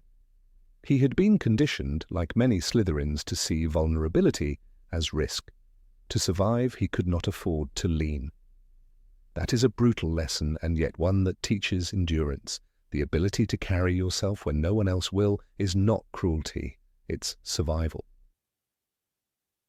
Other characters, too, embody this trait in quieter ways. Severus Snape, another Slytherin, lives a life of immense secrecy and sacrifice, never once asking for praise or pity. His entire double life is a masterclass in self-sufficiency. When Dumbledore dies, Snape walks into darkness alone, hated by all sides, and yet, like Draco, he remains standing. But Draco's journey is more relatable. He is not a master of deception or a seasoned adult. He is a boy. And in that 6th year, surrounded by enemies, expectations, and the stench of war, he became his own anchor. It is tragic, yes, but also beautiful. Because within that tragedy lies the kind of strength the world desperately needs, not the roar of a lion, but the silence of someone refusing to collapse. In the end, Draco does not kill, he does not conquer, but he survives. And he does so by relying on the only person he ever trusted completely, himself. That is Slytherin's self-sufficiency at its core. It is not glamorous, it is not easy, but it is powerful. And if students of every house learned even a fraction of that restraint, that resolve, they would emerge from Hogwarts stronger, wiser, and better prepared for a world where help is not always guaranteed. The boy who stood alone on the astronomy tower, wand trembling in hand, is not remembered as a hero, but he should be remembered as a symbol of something else, of resilience, of self-trust, of the Slytherin belief that even when the world turns its back, you can carry your burden forward, alone, perhaps, but never broken. Number 20, respect for authority. In the dungeons beneath the Hogwarts castle, where torchlight flickers against the stone walls and ambition lingers like mist, the students of Slytherin House learn a skill that many others dismiss: respect for authority. It is not blind obedience, nor is it fear. Rather, it is a strategic, measured reverence for systems that hold power. This quality, often misunderstood as sycophancy or cowardice, is in truth a form of wisdom, an understanding that systems, however flawed, are often more useful than rebellion. Draco Malfoy, scorned by many for his arrogance, displayed this trait from his earliest years. He knew the name of every influential wizard. He shook hands with Cornelius Fudge before his peers even knew what the Minister of Magic looked like. Malfoy respected power, not because it always deserved it, but because he understood how power shaped the world around him. "My father will hear about this," he often said, and though the phrase became a punchline, it carried the weight of a lesson. Connections, status, and authority could move mountains where brute force could not. This respect for power is not passivity. When Dolores Umbridge took over Hogwarts with her pink sweaters and merciless rules, the Gryffindors resisted with chaos. Fred and George turned corridors into war zones, and Harry led Dumbledore's army underground. The Slytherins, on the other hand, played a quieter game. They aligned themselves carefully, observed who held the reins, and adjusted their loyalties with precision. While others screamed defiance, Slytherins learned how to survive, and sometimes even thrive, under authoritarian rule. There is cunning in respect. Horace Slughorn, the beloved potions master and a proud Slytherin, exemplified this. He collected students not for their charm or courage, but for their potential, their proximity to influence. He held soirees for those whose parents occupied seats at the ministry, or whose names were already whispered in newspapers. Slughorn respected talent, yes, but more importantly, he respected where talent could lead. "It's not what you know, it's who you know," he once hinted, and though this might seem cynical, it was profoundly true in the magical world. Hermione Granger, the brightest witch of her age, lacked this Slytherin sensibility for much of her school years. She challenged authority on principle, often clashing with professors, questioning rules, and rebelling whenever she saw injustice. Her moral compass was unshakable, but it often blinded her to the strategic advantage of influence. When she led SPEW, her campaign for house elf rights, she dismissed the idea of negotiating with power. She refused to meet the heads of departments or court the favor of influential witches. Her cause was noble, but her tactics were Gryffindor, valiant but ineffective. In contrast, Slytherins understand that respect is a form of diplomacy. It opens doors that courage alone cannot. Consider how Severus Snape navigated the double life between Voldemort and Dumbledore. He wore the mask of a Death Eater, bowed to authority he secretly loathed, and used that feigned loyalty to protect the students under his care. His actions were not born of affection, but of strategy. "He's been a Death Eater, and we're supposed to trust him?" Harry once spat. But it was Snape's ability to manipulate authority, not resist it, that made him invaluable. Even the founders of Hogwarts reflected this balance. Salazar Slytherin built his house on ambition and cunning, but also on reverence for tradition and bloodlines. He believed in the structure of wizarding society, in its hierarchies, and the importance of preserving them. Whether one agrees with his ideals or not, the foundation he laid was one of enduring order. It is no coincidence that the Slytherin common room lies beneath the Black Lake, close to the roots of the castle, symbolically tied to its foundations, its bones, its structure. Harry Potter himself learned this Slytherin trait gradually, often through painful experience. In his first year, he dismissed authority readily, sneaking out at night, challenging professors, and defying rules. But as the years passed, especially during his mission to find Horcruxes, he realized that survival often required diplomacy. He wore the invisibility cloak not just to hide, but to pass unseen by those in power. He used connections, Scrimgeour, Ollivander, Griphook, not as tools, but as partners. He learned to respect the influence they wielded, even when he did not agree with their motives. The wizarding world is not a meritocracy. It thrives on legacy, names, alliances, and old favors. The Malfoys understood this. Even after Voldemort's fall, Narcissa Malfoy did not run from the ministry. She walked into the courtroom with her chin raised, testifying not in defiance, but in understanding of how the new power structures worked. She saved her family, not by revolution, but by respecting the tide and adjusting her sails. The Black family, despite its fractures, offers another lesson. Sirius rejected their ideals and became an outcast, choosing Gryffindor over tradition. His story is inspiring, but it is Regulus Black who illustrates the Slytherin way. Regulus did not flee. He did not challenge Voldemort directly. He earned the Dark Lord's trust, walked silently within the system, and then betrayed him in a single, devastating move. "I must be the one to do this," he wrote, leaving a locket and a legacy. His respect for power was strategic. It gave him access, gave him time, gave him results. Even among the younger generation, this Slytherin quality remains crucial. Pansy Parkinson, for all her flaws, knew who held the keys to influence. She surrounded herself with those in power, adjusted her behavior to please those above her, and ensured her status remained intact. This might seem shallow, but in a world where connections can mean survival, it is pragmatic. Her path was not one of heroism, but it was effective in its own way. The wizarding government itself rewards those who understand its structures. Percy Weasley, often mocked by his family, rose quickly through the ministry ranks not because of his brilliance, but because he respected the ladder. He wore the right robes, used the right words, and aligned himself with the right people. Though he strayed from his family, he later redeemed himself, and his return was a reminder that loyalty to structure does not always mean betrayal of values. Respect for authority does not mean agreement. It means understanding that power flows in currents and one must learn to navigate them. Slytherins see authority as a map, not a cage. They trace its lines, follow its routes, and eventually master it. They do not burn down the castle. They learn which bricks are loose and which doors are never locked. The students of Ravenclaw, for all their intelligence, sometimes dismiss authority as obsolete.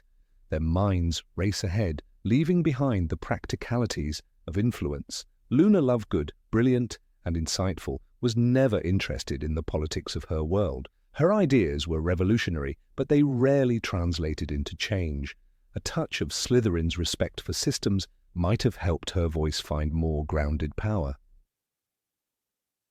Hufflepuffs, the heart of Hogwarts, are loyal and just, but often hesitant to confront or engage with authority.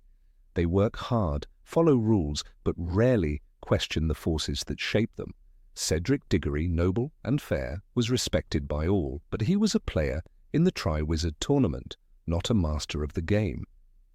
His strength lay in integrity, but had he wielded more strategic respect for the judges and the sponsors, he might have seen the traps beneath the surface.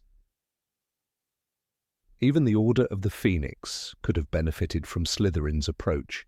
They operated in shadows, resisting the ministry, but often failing to influence it. They saved lives but rarely shifted systems. Imagine if someone within their ranks had used influence to change policies from within. Instead of operating only in secrecy, what if they had respected authority just enough to reform it? Minerva McGonagall, though a Gryffindor to the core, displayed flashes of Slytherin pragmatism.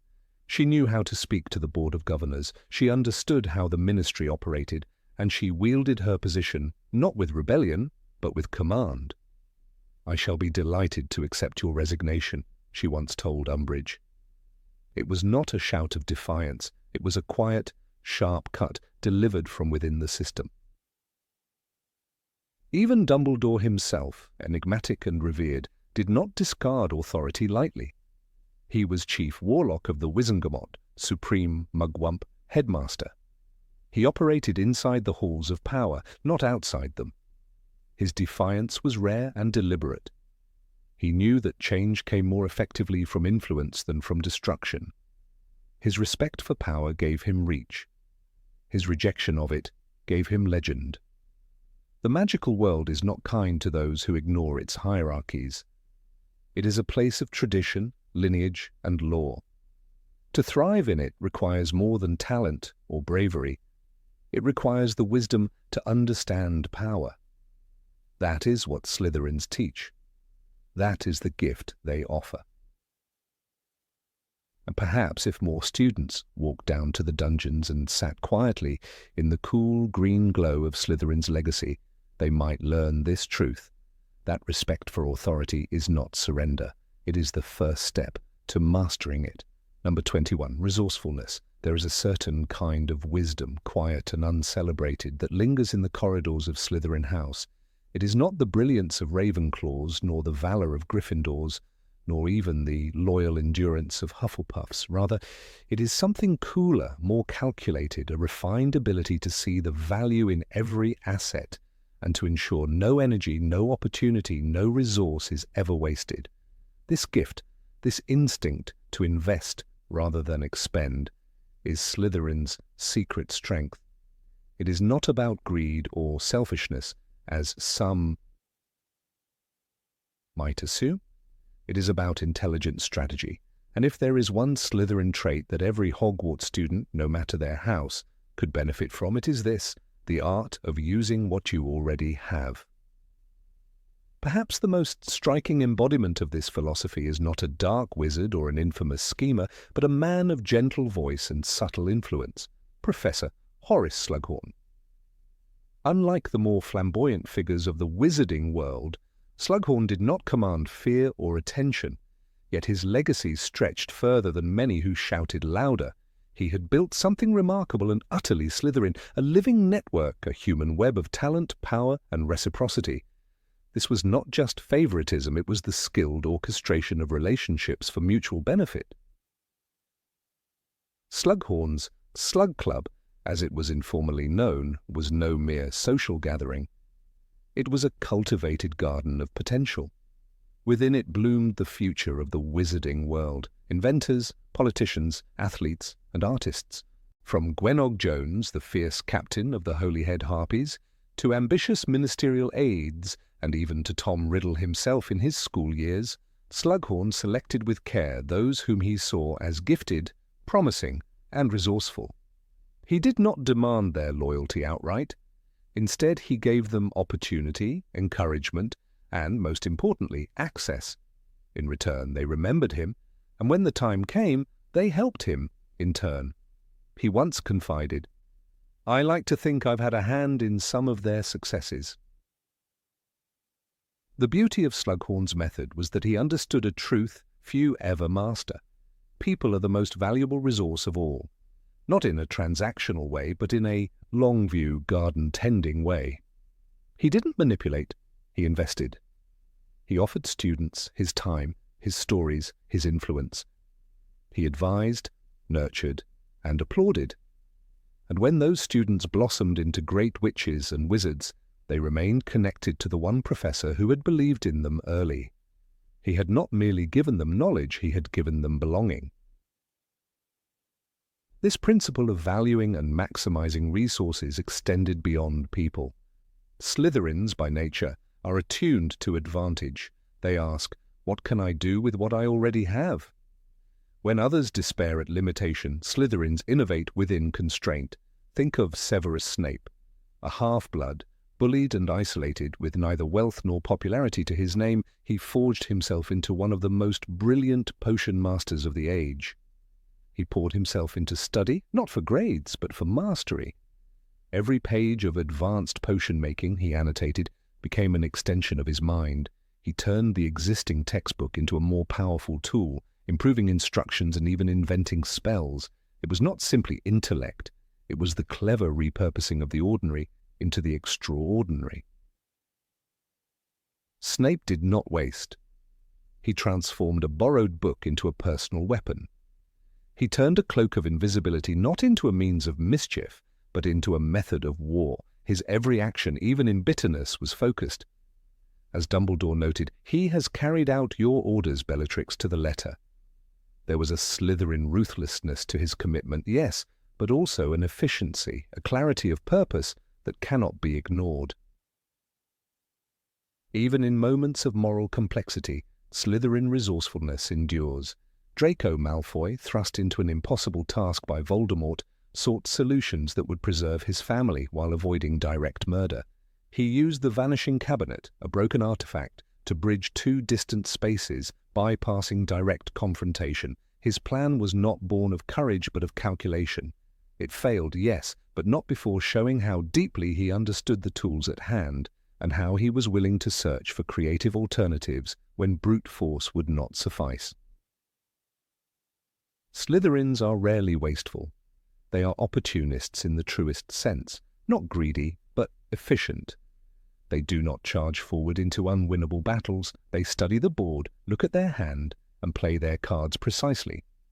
This trait can be seen not just in Slughorn or Snape or Draco, but in countless subtle moments. Consider even Regulus Black, a character cloaked in silence. He recognized that his family's influence and access to Voldemort's inner circle could be turned, quietly, into a mission of sabotage. He used what others admired in him, a pure blood name, a loyal mask, to steal a Horcrux from the darkest wizard of the age. He did not do it with fireworks, he did it with planning, bravery concealed behind calculation. "I have stolen the real Horcrux," he wrote in a letter no one was meant to read. To use resources is not simply to gather them, it is to understand their true potential. This is where Slytherins excel. Where others see a dusty book, they see a hidden formula. Where others see an unfriendly rival, they see a potential ally under the right conditions. It is not about taking, but about recognizing value and placing it exactly where it can have the greatest effect. It is the magic of rearrangement, of finding hidden use in what others discard. Other houses often misunderstand this. Gryffindors, so noble in their instincts, may sometimes leap before considering their options. Hufflepuffs, endlessly loyal, may overextend themselves in the service of others. Ravenclaws, brilliant as they are, may isolate in pursuit of pure knowledge. But Slytherins refine. They economize. They know how to make the most of limited time, fragile alliances, incomplete information. Their gift is not in having more, but in doing more with less. And is that not a skill worth learning? In a world that demands agility, where problems shift faster than traditions can hold, it is the Slytherin student who can adapt. They do not cling to ideals or reputations. They assess, they pivot, they protect what matters by sacrificing what does not. It is a mindset suited not only to war, but to diplomacy, leadership, even healing. For healing too demands strategy, triage, patience, the measured use of magical energy. One cannot forget the time Harry Potter himself, a Gryffindor to the core, learned from Slytherin instincts.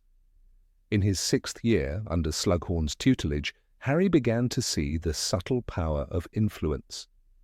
He mimicked Slughorn's style to extract the buried memory, offering warmth, understanding, even flattery. He did not demand the memory from Slughorn, he invested in the man's trust, and only then received what he needed. It was a moment of transformation. Harry, the brave hero, had learned the value of strategy. Another lesson came in the form of a potion, the Felix Felicis. Notably, when Harry took it, he did not storm the gates or cast 100 spells. He simply followed instinct and opened himself to possibilities. He wandered, talked to the right people, and ended up in the right place at the right time. The potion didn't give him power, it aligned him with opportunity. And isn't that what Slytherins do naturally, align themselves with the moment and maximize what is already present? This ability is not born of coldness. In truth, it requires great emotional control. Slytherins are not free from fear or anger or sorrow. They simply know that these feelings are fuel, and that fuel must be used wisely. To act too soon, to lash out, to collapse inward, all these are waste. And waste is something a Slytherin will avoid at all cost. Even in the darkest corners of the house's history, this principle is visible. Tom Riddle, for all his evil, was a master of resource exploitation. He took his heritage, his orphan status, even his appearance, and twisted them into tools of manipulation. He charmed, threatened, built alliances, and controlled others not through brute strength, but through knowing where to press and when. He saw potential in objects, like the diary, and turned them into weapons. In this he reflects the house's gift, even if he perverted it, for every trait, even noble ones, can be distorted in the wrong hands. This is why the lesson of Slytherin resourcefulness is so valuable. It is not inherently dark or dangerous. It is neutral, like fire. It depends on the hand that wields it. A Gryffindor with a Slytherin's eye for resources becomes a powerful strategist.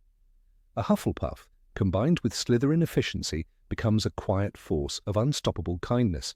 A Ravenclaw who understands the value of influence becomes not just a thinker, but a mover of minds. Hogwarts teaches many forms of magic, spells, potions, runes. But perhaps the rarest kind of magic is this, to look at what you already have and see not limits, but possibilities, to take a broken cabinet and make it a door, to take a troubled student and make them a leader, to take even pain and transform it into purpose. This is the Slytherin way, and if more students learned it, not as a trick, but as a mindset, perhaps they would find, in even their darkest moments, that they still hold the tools to change the outcome, not because they were born lucky, but because they learned to look closer, to see hidden value, to use wisely and with intent. That is not cunning, that is wisdom. And in the halls of Hogwarts there is always room for more of that. Number 22, composure. Of all the prized qualities Hogwarts students strive to develop during their years at school, few are as undervalued yet indispensable as cold-blooded composure, what the Slytherins seem to master with natural grace. While bravery might roar loudest from the Gryffindor common room and loyalty burns steadily in Hufflepuff hearts, and while Ravenclaw sharpens wit and reason like a blade, there is a distinct Slytherin gift that too often goes unappreciated, the ability to remain perfectly calm when chaos breaks loose. This rare clarity in crisis, this stillness amid storms, this chilling composure, cold-bloodedness to use the Stark term, can save lives, win wars, and navigate the darkest corners of the magical world. One need only study the actions of Severus Snape on the night of Albus Dumbledore's death to witness its power. On that cold night atop the astronomy tower, as Dumbledore fell lifelessly to the stone below, most of the castle trembled. Panic had settled like a thick fog, but not Snape, with infernos of rage igniting within Harry Potter, who had just watched the murder of a man he had grown to trust, and the other Death Eaters howling in triumph or searching for more blood to spill. Snape kept his footing steady and his expression unreadable. He didn't curse Harry nor expose his loyalties. Instead, he deflected, protected, and played the game he'd long mastered. "Run," he whispered to the boy, while subtly shielding him from spells that might have struck true. In Harry Potter and the Half-Blood Prince, Harry recalled, Snape was trying to stop the other Death Eaters from cursing Harry, using non-verbal spells and deflecting their curses. a truth Harry only grasped later.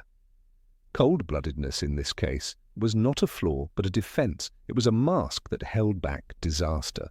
Snape's ability to shield Harry while simultaneously maintaining his cover as Voldemort's loyal servant was a feat of enormous psychological precision.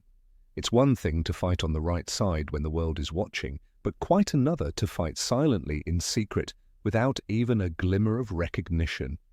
That type of courage doesn't roar or rally, it endures. And it endures because it is cold-blooded.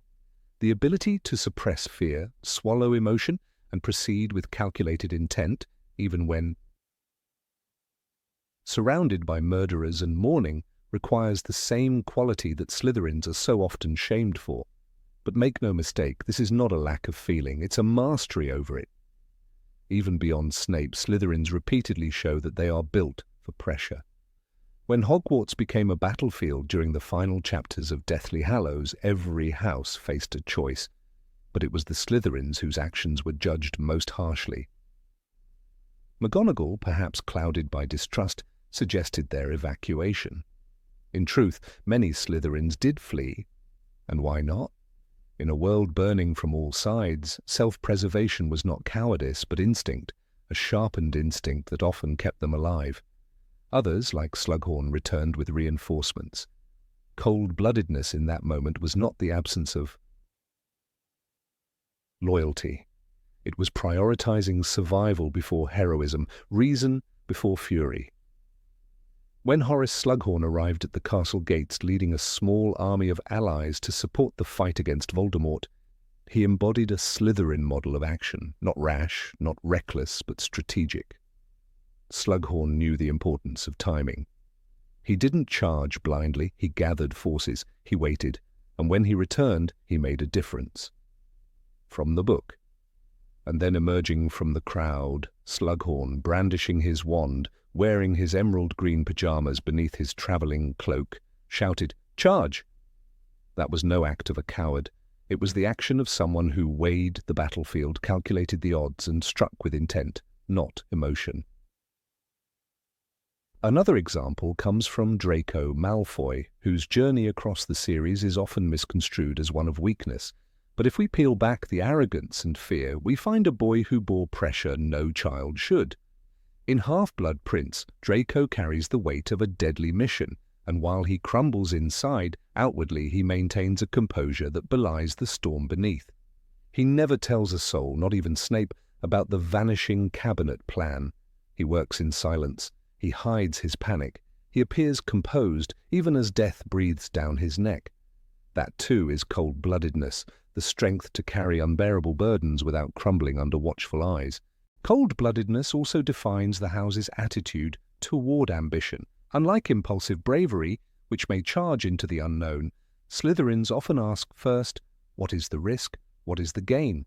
This rational detachment allows them to plan, strategize, and often outmaneuver. Tom Riddle, though a dark example, was a master at this.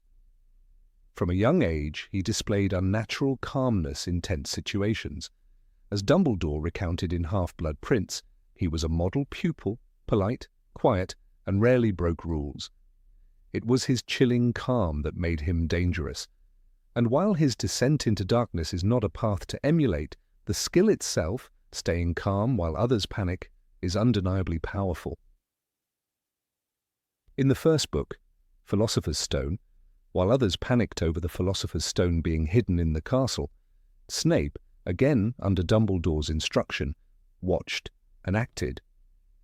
As Harry assumed Snape was the villain, the man was working silently to prevent disaster. He was trying to save the stone, Dumbledore later explained. This is a recurring theme. Slytherins do not advertise their actions. They do not always seek glory. Their strength lies in efficiency and silence requires control. Contrast this with Gryffindor's flair for drama. While courage is undoubtedly noble, it sometimes leads to rash decisions.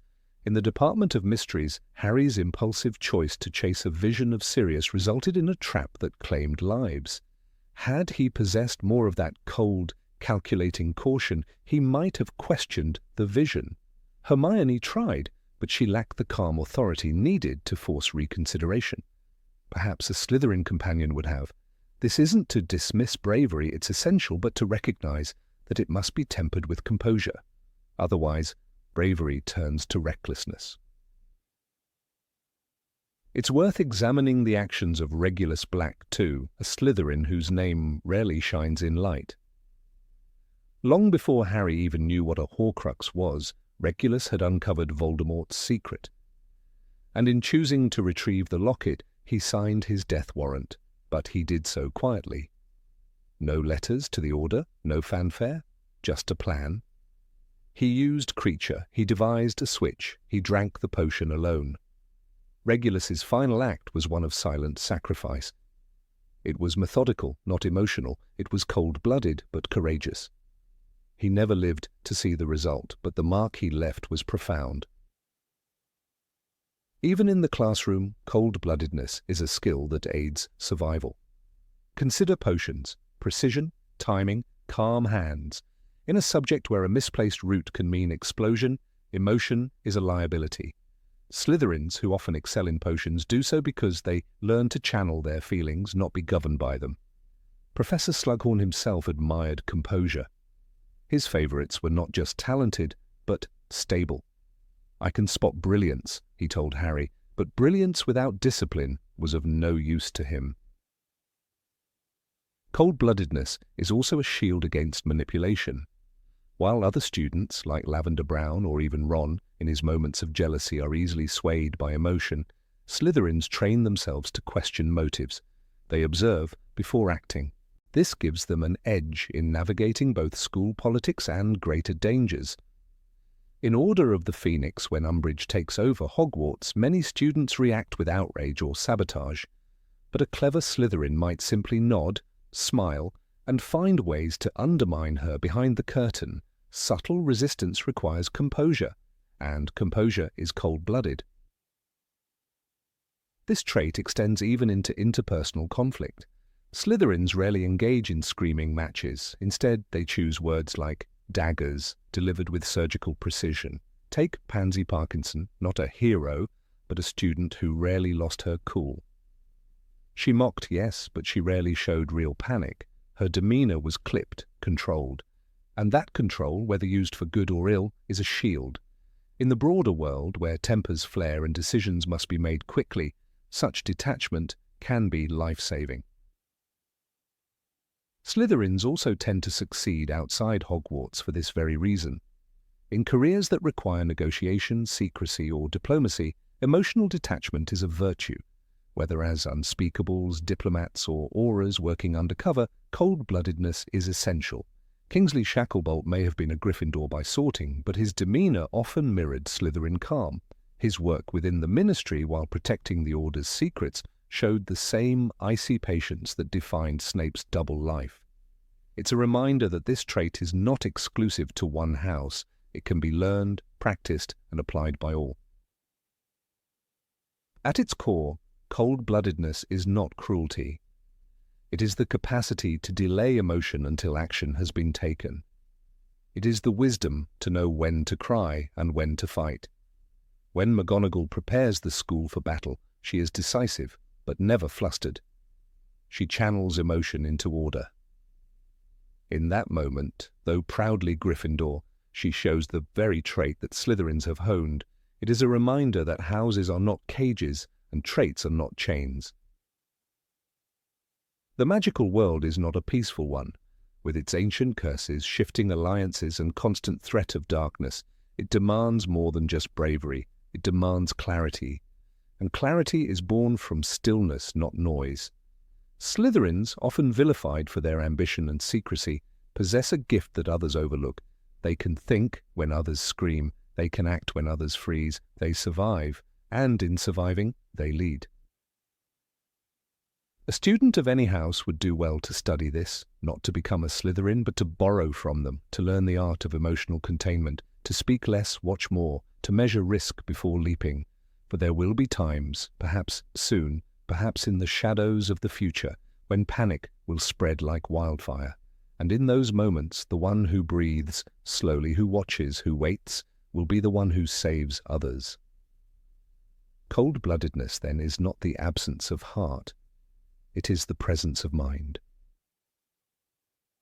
It is not a lesson taught in textbooks or inscribed on house banners, but it lives in the pauses between chaos. It walks the quiet corridors of Slytherin. It looks danger in the eye and blinks not. And one day, when the walls shake and spells crack the sky, the cold-blooded student may not raise their voice, but they will raise their wand and strike true. Number 23. Persistence in negotiation. Lucius Malfoy walked the halls of the Ministry of Magic like they belonged to him. And in many ways they did, not because he was elected or even well-loved, but because he understood something most wizards didn't. Power doesn't always reside in wands. Sometimes it hides in a carefully chosen phrase, a glance exchanged in passing, or a word withheld at the perfect moment. His manner was never loud. He didn't storm into rooms. He glided, spoke softly, and listened harder. The power of negotiation, the hallmark of a true Slytherin, lived in his every step. It is this quality, Slytherin persistence in negotiation, that could have transformed not only individuals from every house, but the very fabric of Hogwarts life itself. In Gryffindor, courage is prized, yet courage, when untethered from restraint, quickly becomes recklessness. Take Ron Weasley's impassioned, often impulsive interventions. In the Goblet of Fire, his jealousy leads him to snap at Harry rather than talk things through. What if Ron had possessed the Slytherin instinct to pause, observe, and then act? A single strategic conversation could have spared weeks of silence and mistrust between the two friends. Slytherins, by contrast, wield words with the same precision with which others use spells. Snape, another quintessential Slytherin, rarely raised his voice. Even at his most cruel, his venom came in the form of cutting remarks, deliberate and surgical. His mastery over silence, his ability to draw fear without theatrics, speaks to the subtle power of calculated speech. In the classroom, he negotiated authority every day, not by begging for it, but by commanding it without question. He knew that control was not about volume, but presence. Students feared him not because he shouted, but because he didn't need to. Draco Malfoy, for all his flaws, inherited his father's understanding of power through conversation. He did not openly challenge his professors. He played the long game. In Half-Blood Prince, while plotting the repair of the vanishing cabinet, he never once gave away his intentions.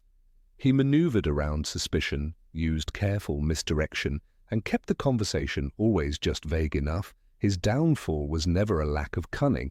It was that his heart, ultimately, couldn't bear the consequences. Still, he had mastered the Slytherin art of patient strategy. Slytherins see negotiation not as a single conversation, but as a campaign. They don't push, they position, they don't plead, they persuade. In contrast, Hufflepuffs value fairness and hard work, but sometimes miss opportunities to champion their own success. Take Cedric Diggory, a noble and capable student. In Goblet of Fire, he is chosen as a Triwizard champion, but never demands the same attention or respect as Harry. Imagine if Cedric had possessed just a touch of that Slytherin resolve, to not just accept the honor, but to use it to advance his position, build alliances, and influence outcomes. He had the potential, but not the instinct. Slytherins are not, as often believed, liars. They are selective truth-tellers. They understand the difference between saying everything and saying enough. In Order of the Phoenix, Dolores Umbridge's rise was in part facilitated by the silence of those who knew better. Lucius Malfoy, meanwhile, ensured that his opinions were heard at the highest levels, not by shouting but by showing up in the right rooms, whispering to the right ears. His negotiation was not just with words, but with timing and social calculus. The art of negotiation is not always glamorous. It often involves conceding in one area to gain in another. Severus Snape's double life is perhaps the most extreme example. He negotiated his soul, walking the knife edge between Voldemort and Dumbledore, lying to one to serve the other. His every sentence was a negotiation between life and death, his every word chosen to maintain his fragile cover. The skill with which he navigated both worlds is a masterclass in controlled, persuasive communication. Even among Ravenclaws known for their intellect, there's often a disconnect between knowledge and influence. Luna Lovegood, for example, is deeply insightful but frequently dismissed. She speaks truth, but not always in a form others can hear. A Slytherin would package that truth, shape it for the audience, dress it in metaphor if needed, anything to ensure it lands. Slytherins do not just know what to say, they know how to say it, and most importantly, when. This skill is particularly valuable in conflict. Gryffindors might leap into battle, wands raised. Slytherins, however, consider whether the battle is necessary, and if so, how to win it before it begins. In Chamber of Secrets, when Dobby warns Harry of danger at Hogwarts, the Gryffindor in Harry dismisses the warning and charges forward. A Slytherin might have sat with Dobby longer, asked the right questions and learned more, not because they're braver, but because they're patient. Think of Regulus Black, often overshadowed by his brother Sirius. A Slytherin through and through, Regulus's quiet rebellion against Voldemort was not broadcast in a grand act of defiance. It was careful, secretive, and ultimately successful. He negotiated not with others, but with fate, offering his life in exchange for a chance at redemption. His plan required no speeches, no applause, only courage shrouded in cunning. Even the most mundane moments at Hogwarts could benefit from this trait. When Hermione Granger started SPEW, her passion was unquestionable, but her methods, flyers, badges, and confrontational recruitment alienated her peers. Had she employed the Slytherin method, quiet persuasion, strategic alliances, and gradual cultural shifts, her movement might have taken root more effectively. She had the brains, but Slytherins would have taught her to plant seeds before expecting harvest. Slytherin persistence in negotiation is not about manipulation, it's about mastery. Mastery over self, over language, over social dynamics. It's knowing when silence is louder than speech and when retreat is more powerful than confrontation. It's choosing not to say something because it will make your next sentence 10 times more effective. It's the long view, always. Albus Dumbledore, though a Gryffindor by house, often demonstrated this Slytherin trait. He spoke in riddles not to confuse, but to control the pace of revelation. In his dealings with the ministry, he rarely begged for understanding. He presented truths and allowed silence to follow, letting others come to their own conclusions. He negotiated outcomes not with power, but with presence, and in that he was more Slytherin than many would admit. When Harry confronts Rufus Scrimgeour in Half-Blood Prince, he explodes in frustration. "You're not doing anything to help," he cries. A Slytherin wouldn't waste that emotion. They'd turn it inward, shape it, and then channel it outward as a calculated statement. Not a scream, but a sentence with weight. Not a demand, but an observation so sharp it cuts without raising its voice. Gryffindors fight. Slytherins persuade. Even in academia, the skill is indispensable. Defending a theory in astronomy, presenting a hypothesis in potions, these are not battles of facts alone. They are battles of articulation. The student who knows how to frame their idea, anticipate objections, and guide the professor's attention is the one who excels. Slytherins instinctively understand this. Every essay is a negotiation. Every exam answer is a chance to shape perception. When Horace Slughorn returns to Hogwarts, it is not with arrogance, but with strategy. He collects students like rare wine, offering praise and access in exchange for loyalty. He is the epitome of Slytherin negotiation, never demanding, always offering. He does not coerce, he convinces, and in return he is loved.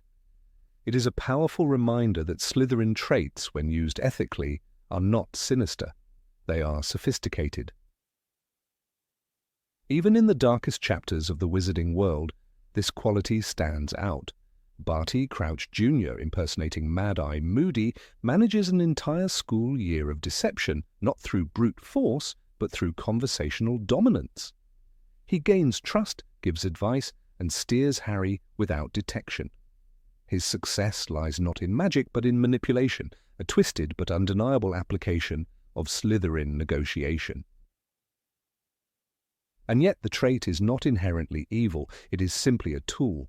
Like a wand, it reflects the intent of the one who wields it. A Hufflepuff with this skill might use it to secure fair treatment for house elves. A Ravenclaw might use it to ensure their ideas receive the platform they deserve. A Gryffindor might finally win a battle without drawing a wand. Slytherins offer not just ambition, but the methods to make that ambition real. At its core, Slytherin negotiation is an act of respect, not for the opponent perhaps, but for the process. It assumes that words can do more than wounds, that persuasion can outlast power, that listening can be louder than shouting, and that when the stakes are high, the one who keeps their voice low often wins. It's not about deceit, it's about discipline. Lucius Malfoy never needed to cast a single spell in the Ministry to bend the room around him. His wand stayed hidden, but his words were always drawn.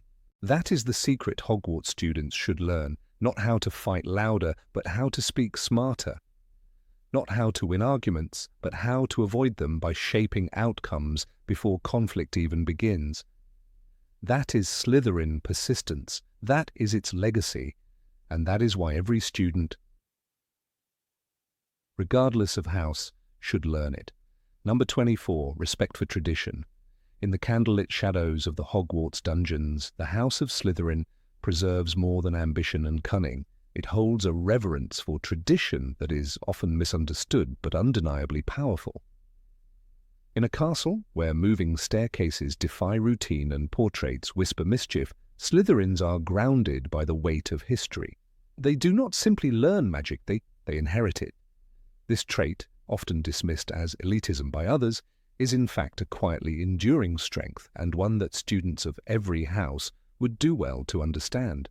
For tradition in the wizarding world is not just memory, it is protection, wisdom, and sometimes survival. Slytherins understand that the past is not a relic to dust off once a year during History of Magic. It is a living force that informs the present. When Hermione Granger discarded her copy of Hogwarts, a history, in frustration over its sanitized omissions, a Slytherin would have taken a different route. They would have hunted down older editions, marginal notes, family diaries, anything that might retain a forgotten truth. They know that the Ministry archives lie, but scrolls in a private collection might whisper the real story. For Slytherins, knowledge is not just in books, it's in bloodlines, in unspoken traditions, in heirlooms passed down with more power than any new invention. Take, for example, the Black family tapestry. Where others might scoff at its obsession with pure blood, a Slytherin sees more. A map of magical influence, a chart of alliances and betrayals. It is a document of magical history, albeit a flawed one, and it holds power. Sirius Black tore himself from that lineage, but even he could not deny its grip. The tapestry helped Harry and the Order understand the strange connection between Bellatrix and Narcissa, guiding them to truths buried in family secrecy. That tapestry mattered, not because of its purity propaganda, but because of what it remembered. Even the tale of Tom Riddle is etched in tradition. Slytherin's heir, yes, but more crucially, a boy obsessed with lineage, with ancestry, with relics of those who came before.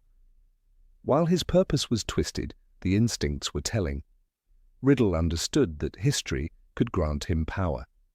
He sought out the locket of Salazar Slytherin, not just as a symbol, but as a talisman, a Horcrux. He understood what most students overlook. The artifacts of the past are not just decorations in display cases. They hold echoes, enchantments, protections. A Gryffindor might charge into danger with bravery. A Slytherin studies the battle plans of ancestors who survived similar fights. When Harry found the sword of Godric Gryffindor in the depths of the lake, it wasn't bravery that called it to him alone. It was tradition. As Dumbledore later explained, the sword takes in only that which makes it stronger. It had once belonged to Gryffindor, yes, but its power deepened through its history. Slytherins would have recognized this instantly. They would have examined its timeline, sought out duels in which it had been used, and questioned what magic clung to the blade beyond goblin silver. To them, nothing powerful is ever just what it seems. There is no better example than Horace Slughorn, a Slytherin whose love of tradition did not lead to darkness but to dignity. Slughorn's Slug Club was mocked by many, but its core was rooted in something ancient. The salon, the quiet society of thinkers and doers. He cultivated legacy, not just ambition. When he prized Lily Evans' magical talent, he was acknowledging a tradition older than house rivalries, the tradition of excellence. And in his final stand at the Battle of Hogwarts, dueling Voldemort himself, Slughorn proved that tradition, when wielded with integrity, leads not to stagnation, but to courage. Professor Snape, too, embodied the Slytherin reverence for history, though his was a more painful version. The Half-Blood Prince did not invent spells from nothing. He refined them. He worked from the foundations of old texts, scribbled corrections in margins, and improved upon what had come before. It was in tradition that he found both power and escape. The irony, of course, is that while others condemned his methods, they reaped the benefits. Harry's use of sectum sempra, reckless though it was, proved the potency of Slytherin-style scholarship. Not invention, but adaptation. Not rejection, but enhancement. There is also the Chamber of Secrets, the most controversial monument to Slytherin tradition. Salazar Slytherin's hidden room is not just a warning about prejudice, it's a masterwork of magical engineering and historical mystery. The basilisk within, a creature from the oldest of wizarding texts, was bound not by brute force, but by language, by lineage, by memory. Only a Parselmouth, heir to a forgotten tongue, could awaken it. In that lies a terrifying truth. Some dangers are so ancient only those who remember can guard against them. Slytherins remember. In a time when spells are shortened, charms are mass-produced, and magical theory is taught with less passion than potion recipes, the Slytherin devotion to tradition is an anchor. It's no coincidence that most renowned magical historians, like Bathilda Bagshot, were either Slytherins or taught by them. Their obsession with chronology and detail is not mere pedantry. It is armor. For those who do not study the past, especially in a world where magic endures for centuries, would trip into the same pitfalls again. Slytherins watch, Slytherins record, Slytherins learn. The Deathly Hallows themselves are not just symbols, they are legends buried in children's tales. Xenophilius Lovegood may have revived them, but it was Voldemort, Slytherin's descendant, who truly understood their implications. While his intentions were fatal, his methods were ancient, uncovering the Elder Wand not through textbooks, but through lore, through oral tradition and magical whispers. That wand, carved from elder wood and steeped in blood, was not listed in Ollivander's catalogues. It was remembered, not registered. Even the celebration of holidays at Hogwarts follows Slytherin logic. The house table, adorned with green and silver on Founder's Day, is not just decoration. It is ceremony. It reminds the students of Salazar, of what he stood for, of the power that comes from a rooted identity. Other houses eat and laugh and move on. Slytherins nod in quiet reverence, knowing that every tradition kept alive is a thread in a larger magical tapestry. These rituals do not bind them. They empower them. The Room of Requirement, for all its usefulness, is ironically antithetical to the Slytherin mindset. A place that adapts on a whim, that changes with need, is dangerous in its fluidity. Slytherins prefer things carved in stone. The Founder's Chamber, hidden for a millennium, is more in their style, concealed with precision, accessible only by legacy. That isn't stubbornness, it's belief. That the old ways worked for a reason. That permanence is not weakness. That the foundation must hold even when the upper towers sway. In the aftermath of the Second Wizarding War, as new laws were written and new statues erected, it was the Slytherins who cautioned against burning the past, not because they denied its crimes, but because they feared the loss of context. You cannot build a better world if you forget how the last one fell. Students from other houses rushed to reform, to erase, to rewrite. But Slytherins went to libraries, to tombs, to old letters and trial records. They read and they remembered. Not all were noble, but they were prepared. Even the nature of Slytherin's common room reflects their values. Nestled beneath the lake, in stone walls covered with ancient carvings, it is a shrine to continuity. While Gryffindor's fire roars and Hufflepuff's hearth glows with communal warmth, Slytherin's chill is not inhospitable, it is meditative. Students study by candlelight, surrounded by statues older than the school itself. They walk the same cold stones their ancestors did. They are not running from ghosts, they are walking among them. The respect for tradition also breeds discretion. Where others advertise their accomplishments, Slytherins whisper theirs. This too is tradition, the old belief that power shared too freely is power weakened. When Regulus Black turned against Voldemort, he did not stage a rebellion. He did not shout. He left a locket in a cave and a note in a false Horcrux. He acted with the weight of his family name pressing on him, and in silence he made a crack in the Dark Lord's armor. Tradition gave him the strength to act alone. Even in romantic matters, Slytherins show a traditionalism that contrasts sharply with the fiery loves of Gryffindors or the poetic passions of Ravenclaws. They court with letters, with heirlooms, with promises made beneath ancestral trees. There is something dignified in it, and a sense that even affection is a legacy to be treated with reverence. In a world where love potions blur boundaries and broken hearts bleed into curses, this careful approach may seem outdated, but it is also safer, more enduring, rooted.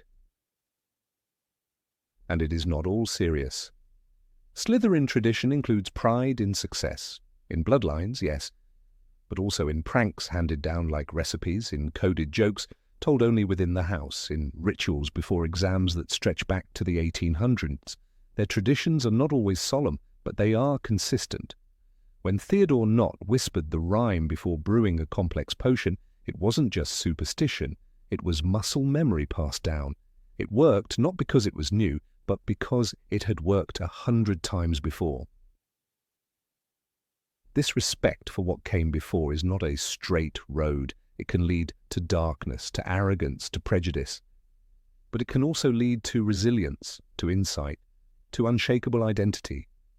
Other houses might mock it as clinging to the past, but when danger comes, it is often the Slytherins who know where the old protections lie. When curses rise, it is they who remember the counters written in Latin, the sigils etched into foundations, the warnings left in faded ink. In the end, tradition is not about resisting change, it is about knowing what must not be changed. It is about preserving what protects, even when the world forgets. Slytherins understand this in their bones, and in a world where memory fades and power shifts, that understanding is not a flaw. It is a lifeline.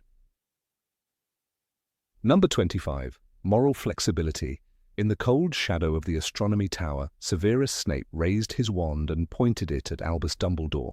The headmaster, weakened and trapped, met his gaze with calm acceptance.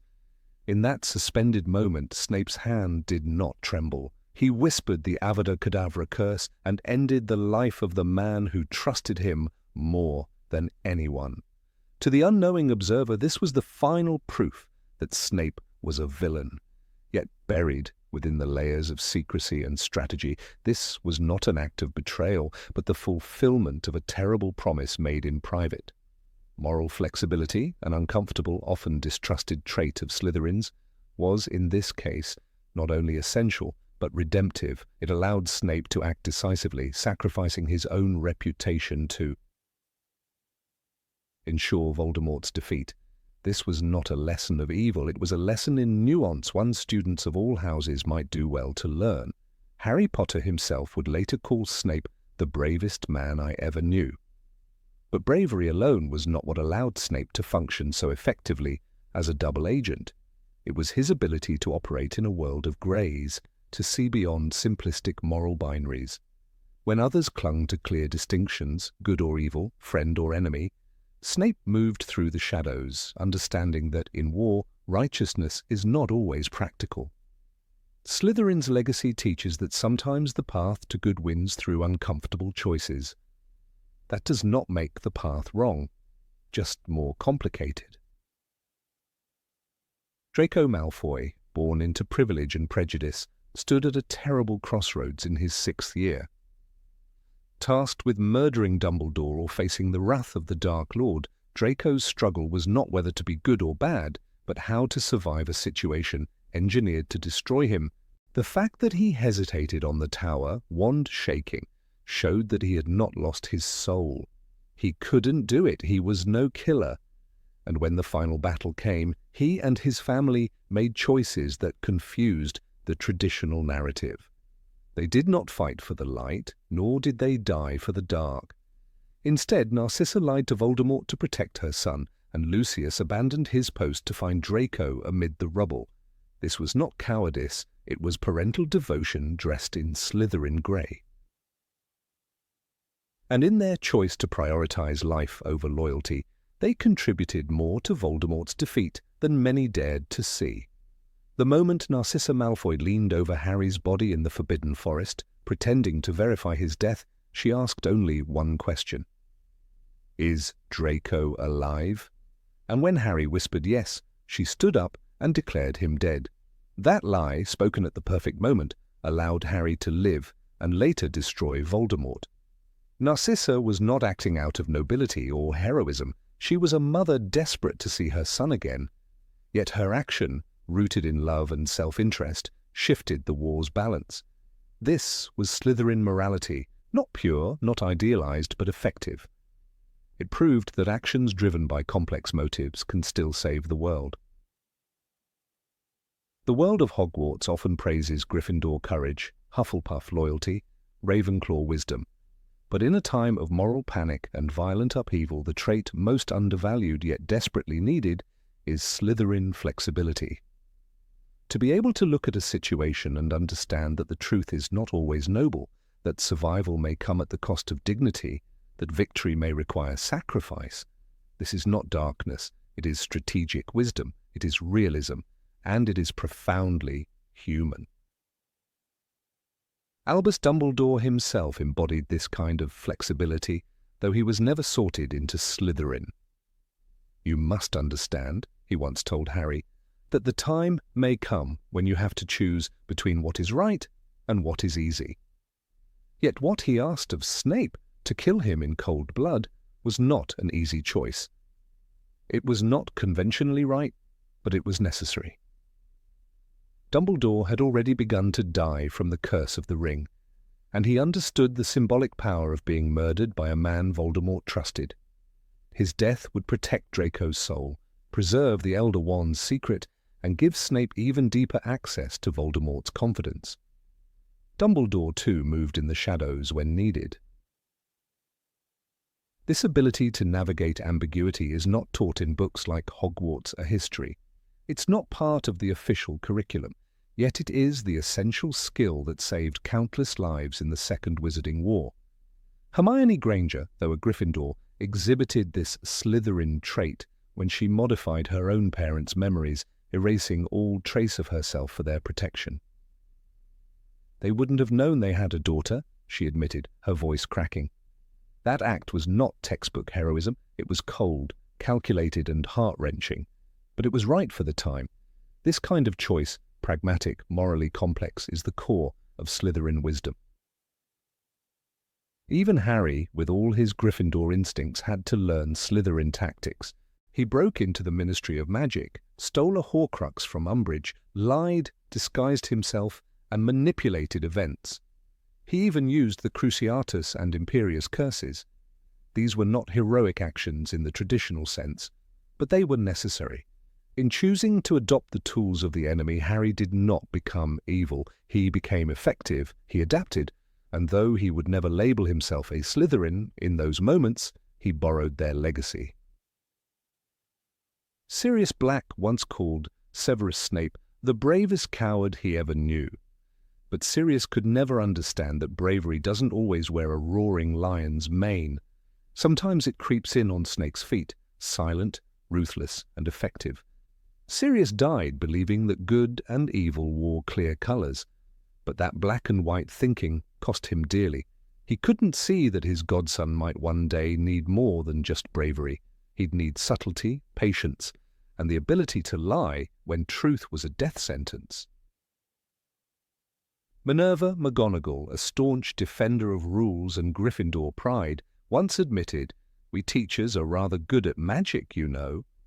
Yet even she bent the rules when needed, rallying the statues of Hogwarts to battle, defending students from the Carrows and allowing Harry back into the school at the height of chaos. Her strength lay not just in courage but in adaptability. When the moment came, she saw that the old order had to break for the new to rise. This too is Slytherin in spirit. Ravenclaws, for all their wisdom, sometimes fail to see that logic alone won't save the day. Cho Chang followed her heart, but struggled to reconcile emotions with duty. Luna Lovegood, though fiercely intelligent, understood that belief, no matter how strange, was a powerful tool. She, more than many, walked the line between truth and imagination. Her openness to uncertainty made her more effective than the rigid thinkers around her. While she wore blue, her worldview shimmered in Slytherin silver. The tale of Regulus Black is perhaps the most Slytherin tragedy of all. A Death Eater who realized too late what he had joined, Regulus turned against Voldemort not with dramatic speeches, but quiet sacrifice. He discovered the secret of the Horcruxes and gave his life to retrieve one. His final letter, discovered by Kreacher, read simply, "I have stolen the real Horcrux and intend to destroy it." No fanfare, no praise, just the choice to do the right thing in the wrong way. His house crest never changed, but his heart did. Horace Slughorn, fond of comfort and connections, seemed the least likely man to matter in the fight against evil. Yet it was Slughorn who gave Harry the crucial memory that revealed the secret of the Horcruxes. Guilt led him to hide the truth. Fear kept him silent, but in the end he stepped forward. His choice, though delayed, changed the war's course. Slughorn teaches that even those who prefer the sidelines must sometimes enter the arena, and that it is never too late to act. When the final battle came to Hogwarts, the defenders were not only lions, badgers, and eagles. Slytherins were told to evacuate, but not all of them left. Some stayed, some fought, and many, like the Malfoys, chose family over tyranny. The war was not won by those who followed the rules, but by those who understood when the rules no longer served justice. Morality, when too rigid, becomes a cage. It allows no room for growth, no forgiveness for mistakes, and no space for humanity. Slytherins teach the dangerous, often misunderstood lesson that sometimes, in order to preserve the light, you must walk through the dark. Not to stay there, but to bring back what others couldn't reach. The Sorting Hat once warned, Slytherin will help you on your way to greatness. But greatness, as Dumbledore said, is a matter of choice.